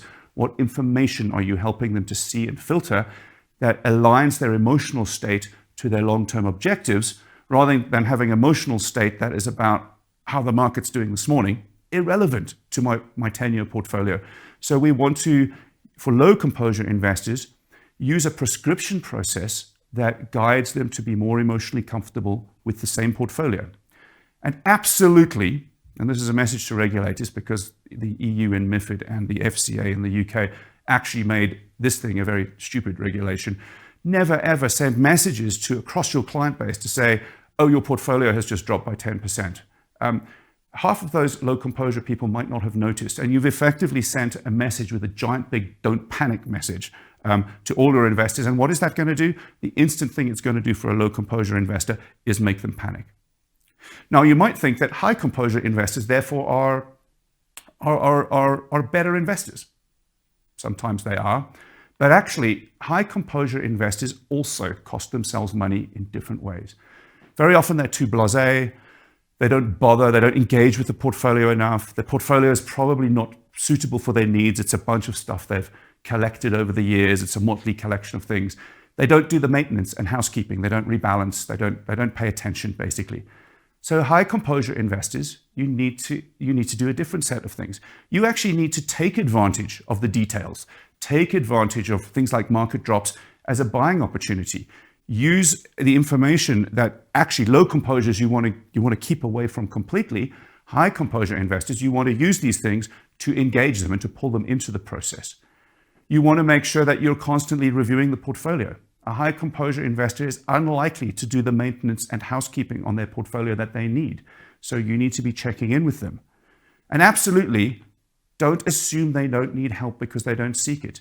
A high composure investor is not going to ask you for help. And yet they may be in a portfolio that's entirely wrong from them. Now, this is just one dimension. Every one of those dimensions leads to a whole set of things I would do differently with regard to the stories I tell investors, the investments I put them in, the techniques I use to get them into the markets and keep them into the markets. Once I have information on on the financial personality of my whole client base, I can very quickly start to triage expensive advisor time and point them to areas and go, these investors are the ones that need your help most now. As an advisor, don't spend your time talking to this set of clients right now. They're fine. They're not going to do anything wrong. So here, these are actually percentages from a real client of ours. This is just 3 dimensions. So risk tolerance, composure, and desire for guidance. Desire for guidance is the degree to which people need to feel they're sharing the burden of decision-making with someone else, like an advisor. And we have MIS, management information tools that will scan the whole client base and say, here's how your investors break down. So for example, this 3% there, the people who are particularly high risk tolerance and low composure, the 2% in the middle also have that combination, but we'll get to that. These are people you should be paying more attention to. They're typically in a high-risk portfolio, but they're really anxious. They are more likely to face the siren's call and also more likely to succumb to the siren's call. You need to carefully manage the information you're presenting to these people much more than you will with others. In a sense, this is a kind of behavioral vulnerability. And a lot of regulators around the world are now paying much more attention to client vulnerability. But if we have this information, we can start to serve clients much, much better in that prescription process. These 2% in the middle, you really, really need to stay tight with, because these are the ones who have that desire for guidance. The value of spending time with those clients is much, much higher than the value of spending time with any other client. So as an advisor, if I've got technology to measure financial personality and tell me how to communicate with these clients, tell me how to use my time better, I'm going to be able to serve more clients get higher assets under management, and keep the assets under management there. And it will not only be in my interest as an advisor, I'm doing a beneficial thing for my clients as well. We've been looking at now financial personality across multiple dimensions, and this is a very simple breakdown, three different dimensions and a percentage breakdown. We can use sophisticated statistical analysis, cluster analysis across populations. This is data from, I think, 4,000 different investors. And what we've done is we've said, we've got measures of them on 5 or 6 different dimensions of personality, something about their ESG and sustainability preferences, something about their risk tolerance, their composure, their financial comfort. And we use the statistics to identify where are the common pockets of financial personality. What are the common client groups? Because some combinations are more common than others. And if I know that, I can start segregating my clients, segmenting, behavioral and attitudinal segmentation, which means I can design my propositions better. It means I can start designing marketing messages for subgroups of people. So here I think we have 11 different populations that come out of the data. At the top are people who are more financially comfortable, more confident, higher risk tolerance. At the bottom is the opposite. On the right-hand side, we have people who are higher composure. They're less likely to succumb to the sirens call. They're happier with being steady. They're more diversified. At the other extreme, we have people who desperately want stories and narratives and are low composure. And then there's a suitability overlay. I don't want to go into the complexity here. We can add descriptions of these led from the data that adds a huge amount of richness and complexity. But once you know these things about your client base, you can make advisors far, far more effective because you're talking to them about the things that matter to each client individually. And you can see the size of those bubbles there represents the size of the population of the client base. The color from a pinkish shade to a blue shade reflects the gender balance of each of those groups. We can know a huge amount to make advisors more powerful if we start using behavioral technology to investigate the client base. And how do we use this in practice? Well, there are many, many use cases. We can use it for prospecting. Once I know financial personality, I know better how to draw someone in as a client. I know better how to get them to deploy their cash. That biggest behavioral problem of people sitting in cash for too long. Cash deployment is a massive use case. In fact, that's the one that we are working with more clients around the world on right now than any other. How do I stop investors sitting on big piles of cash for too long? We can use this for product selection. We're currently working with one of the big ESG data providers to map personality variables to all of their indices, to go, some of these products, some of these indices will resonate more with some clients than others. So we can start to create and forge a closer emotional connection between people and their portfolio. Handholding, helping people past the sirens, using this information to target communication and engagement in times of turmoil. Client vulnerability, closer monitoring of the people that you should be spending more time with. Using it for digital adoption, using it to configure your reporting processes, and using it for behavioral content management, marketing, etc. Once I know something about the behavioral basis of my client base, I can do all of these things using the same set of measures that on a client-by-client basis has taken them no more than 90 seconds or 120 seconds to fill in. And at Oxford Risk, we now have baseline data across tens of thousands of individuals here. So every measure is baselined relative to a large population that we understand very well. Now, I'll just dip briefly into one of the ways that we can use this cash deployment. I won't go into this in much detail, but you can see there 12 different tiles. Each of those you can think of as a button I could push in order to encourage people out of cash into the markets. And the top ones are all narratives, stories I can tell people. Some people, for example, they are never ever going to move out of cash into investing by you telling them anything about a risk-return trade-off or numbers or showing them graphs. But it may be, for about 30% of the population, that if you talk to them about sustainability, if you talk to them about how their portfolio can do good, this will be the emotional draw that will get them over that hurdle to put the cash to work. So all of those tiles at the top might be useful for everyone. But if I know which client to send which message to, I'm doing something far, far more powerful. And the bottom 6, the green ones there, are specific techniques. Maybe making use of market dips for high composure investors, for low composure investors, starting with lower risk and gradual planned increases. I can start to match techniques to clients in a way that will make every advisor vastly more effective. And we have a white paper there that you can see. I'm sure we can make that available to everyone, digging into how to do this. Ultimately, it's technology. It's a decision prosthetic. We start from measuring the personality fingerprint. We typically combine that with other data that an organization may hold on its client, their online behavior, how frequently does this person log in or not log in, what are their current holdings, what is their cash basis, and then we marry this to these libraries, those tiles you saw, libraries of actions and interventions that we know are going to be behaviorally effective in pulling people into the markets or helping them to stay in the markets, or pieces of engagement to help build capability, except that we're not providing that as a blanket solution to everyone. We're matching information and messages to the specific clients, hyper-personalized actions and communication to help make advisors more effective in that prescription process. And I want to end with this. It's a story from, this picture here is a particular moment in history. This is 1997, the point at which the chess champion of the world, Garry Kasparov, is beaten by IBM's Deep Blue computer. And he doesn't look very happy about it. But there is something really interesting about this moment in history. This is, we're all dealing now with ChatGPT and AI. And that is the point at which the computer, the supercomputer, first beat the human at this game of chess that everyone back then thought was a real marker of what it is to be intelligent as a human. You might think at this moment, from then on, the best chess players in the world were no longer humans. They were supercomputers. And it turned out, until quite recently, with the advent of AlphaGo and AlphaZero, that wasn't in fact the case. 12 months later, Kasparov played an exhibition match with another grandmaster, with one crucial difference.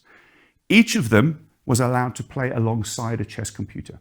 So it was human plus machine playing human plus machine. And for most of the 20 years that followed, the highest levels of chess in the world were played neither by human grandmasters nor by machines, but by these, what was originally quite evocatively called centaurs, the half man, half horse of mythology, getting the power and the speed and the data processing of the computer, but the pattern recognition and the ability to deal with ambiguity of the human.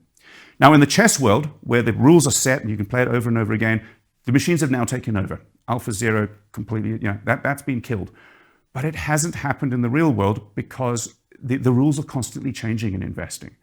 And if we are going to do these things, we're going to increase advisor efficiency, we're going to grow and retain client AUM, and we're going to deliver better outcomes. We have to build these centaurs, these combinations of the human advisor, bringing what humans are good at to the process, together with the machine and the technology to help humans be more efficient, to say the right thing to each client at the right time and help get those better outcomes. And one of the things that we're actually playing with right now, which is really exciting, and no presentation is complete without a reference to large language models and ChatGPT. But imagine as an advisor, I have something, I know I want these 3 bullet points to go out to my client base, but I know I have 12 different client personas.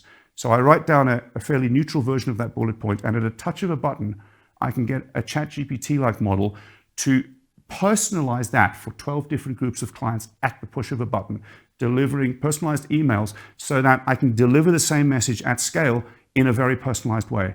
And I think we're very close to being able to do that in the advice process. If we start using decision prosthetics that aren't ropes and beeswax anymore, they are AI, they are technology, we have to remember the serenity prayer of AI. Grant me the serenity to accept what computers do better than people, the courage to let people do what they do better than computers, and the wisdom to know the difference. And if we get it right, we can build a combination of human and machine, advisor and machine, that is the centaur, has the speed, the strength, and the power of the horse, and the ability to deal with ambiguity and values as a human. And if we get it wrong, we get the very much less useful reverse centaur. Thank you.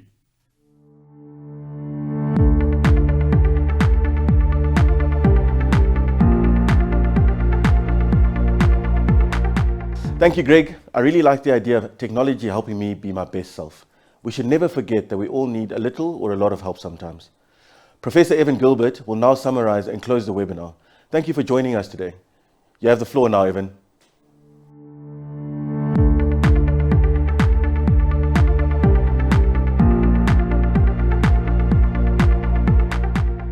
Thank you, Ray. Hello, everyone. My name is Professor Evan Gilbert, and I'm a research strategist in the Research Hive at Momentum Investments, as well as an adjunct professor in the Department of Business Management at the University of Stellenbosch. I work with our team in the Research Hive, researching a range of applied topics aimed at both a better understanding of the behavior of our clients, as well as improving the investment performance of our asset management teams. A specific focus of our research is understanding the role that technology can play in both these areas. Behavioral finance issues or behavioral finance related issues will always come up in this context for us. And so being a part of this event, which combines both, is very relevant and exciting to me. I'd like to thank the CFA Society, and Jennifer Henry in particular, as well as GAABS and Tobin Emling for their support of this event. I'd also like to thank all the presenters for their time and hard work in preparing and presenting the content to us all. Now, behavioral finance is all about people and their misbehavior, so it's not obvious what artificial intelligence can do to help us understand and engage with this topic. However, as we've seen from this event, the answer is lots. Having watched these presentations, it is very clear that there is significant potential for better behavioral science through the use of AI-related tools and techniques. I will now just summarize some of the key insights that resonated with me. I found Laura and Sam's presentation addressed the AI behavioral science nexus most directly. Sam first covered how people interact with AI models, and then secondly, Laura discussed how AI models can facilitate more effective behavioral science practices. Sam made the point that the most important recent innovation in the application of generative AI via large language models, or LLMs, is not the model itself, but rather the interface with the model. It is this innovation which allows individuals to engage directly with an AI model that really has catapulted this area into the attention of the wider world. He uses this point to make an important insight for all potential users of AI. The right interface is so important for the effective use of the model. It's the way that people access it and help overcome the information asymmetry between them and the model. And that's where the magic really happens. AI's models can cover an incredibly broad range of inputs, and as a result, its intelligence is a fundamentally different nature to that of the user. But in practice, it comes down to context. AI models don't have that specific context of the user, and therefore always going to be a disadvantage if there's no easy way to get that across to them. Sam points out that as a user of AI, it is your expertise that gives you the ability to provide your specialized context that will determine your ability to effectively leverage the power of AI most effectively. Laura then went on to highlight the potential contributions that AI can make to the practice of behavioral science. She points out that doing behavioral science properly requires a systems-based approach, which takes you from where you are, from a behavioral perspective, to where you want the behavior to be, thus providing an understanding of what's stopping this desired outcome from occurring naturally. So how can AI help with this practice? She sees AI's key contribution in terms of its ability to do what she calls divergent or lateral thinking. It can really give users a head-on start as to what to do differently. It can also add value by giving input on how the system is actually working, as opposed to the theory about how it should be working. It can give suggestions as to what might be the most impactful interventions.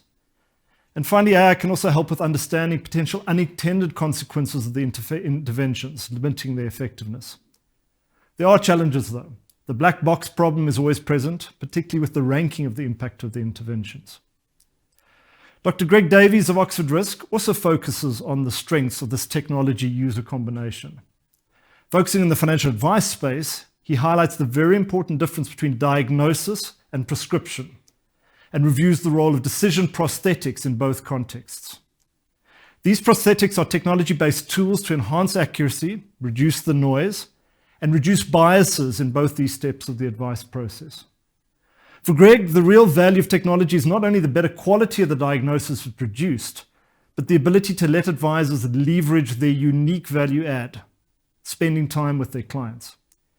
So while tools are fundamental to the diagnosis step, he points out that to be successful, prescription requires the input of human values and the provision of individual comfort. It's not enough to know where to direct your clients to go. It's important to be able to effectively help them get there. So how can tech help in this space? Well, he says that the use of tools such as a financial personality tool, a dashboard summarizing key characteristics of your client groups, and data-based behavioral nudges will all significantly improve the consistency and the effectiveness of the advice process. In short, he's saying that it is the combination that'll work best. Well-designed decision support tools will enable both clients and advisors to be more consistently their best selves. Now, Glenn Gillis of Sea Monster's story of the impact of games was a fascinatingly different take on how technology can change behavior. To him, play can provide a place to experiment, and that is how we learn. His company's produced over 120 impact games, mostly in the financial services sector. He calls it playing for prosperity, something that would be music to my 17-year-old son's ears. The key, though, is to have a goal in the game and then give them agency, the player's agency, inside a rules-based world. By making their own decisions that affect the progress towards the goal in the game world, feedback on their progress can help them learn about how their actions can lead them towards the desired outcome. Tech, in this context, can take learning out of the very expensive real world. After all, you only have one chance to save for retirement, and let people learn from their mistakes in a way that limits the consequences. Finally, the contributions of Ryan Murphy and Paul Nixon provide excellent insights into how technology is helping behavioral finance practice increase its sophistication, both in terms of its conception and its application. Paul Nixon is a very dear colleague of mine at Momentum Investments. I really appreciate his ability to turn what can sometimes be relatively dry or academic topics into accessible material. In this case, he took his usual off-the-wall inspiration from the TV show Friends. By reviewing the characters' personality types from observation, using the Big 5 personality traits, Paul shows how these characteristics can inform the analysis of their behavior. He showed how these personality traits also influence money behavior and thus can, or perhaps even should, complement any behavioral finance analysis in the financial advice space. He then completes the link to technology by showing how large language models like GPT-4 have been used to generate automatically new episodes of Friends in which the characters produce emotionally consistent lines. Well, at least 80% of the time. Not a perfect result to be sure, but a clear indication of the potential to link personality and emotions to generative AI, providing a very exciting prospect in the financial advice space, where hyper-personalized, emotionally targeted interventions offer huge potential for changing self-destructive behavior. He then reviewed how Momentum Investments are currently using AI to classify our investors' behavior, as well as summarizing where we want to go in terms of building an AI-based predictive model that moves us closer to this promise of these hyper-personalized, emotionally sound financial advice. To wrap up, Ryan Murphy of Morningstar's presentation was especially sweet music to my ears as I go about my job. The simple but not easy problem of assessing portfolio goodness is something that I think about very, very often in my research role at Momentum Investments. His emphasis on the importance of the goal and getting there effectively is exactly what we focus on when we design and implement our investment solutions. I agree very strongly with the point he makes that while most investment professionals think about maximizing the risk-adjusted returns of their portfolio, in other words, its investment efficiency, without a clear goal statement, the investment effectiveness cannot really be assessed. Then, of course, there's the question of endurability. Without making sure that clients stay the course, or more accurately, understanding why clients don't do this in practice, we won't be effective in helping them get to their desired destinations. This understanding of the importance of the journey is very commonly overlooked, in my opinion, particularly amongst investment professionals. Finally, he brought up the question of ethics. Believe it or not, for a lot of people, investing in products is more than just the returns, and investment managers need to be aware of this and act accordingly. Ryan goes on to show that while having vivid, emotionally grounded goals can provide vital information to clients wanting to behave well, getting them out of clients in a consistent way is a real challenge for an advisor and investment management firms who want to build this into his business. His AI-led research example shows how this can be done. His emphasis on simple, easy, and relevant is very, very apposite. Having viewed all of these presentations, there's no doubt about the vast potential for technology to support the practice of behavioral science. I can't wait to be part of this revolution. It has been a privilege to be part of this event, and I hope that it helps you see why I'm so excited about the future in this space. Thank you for your time. Goodbye.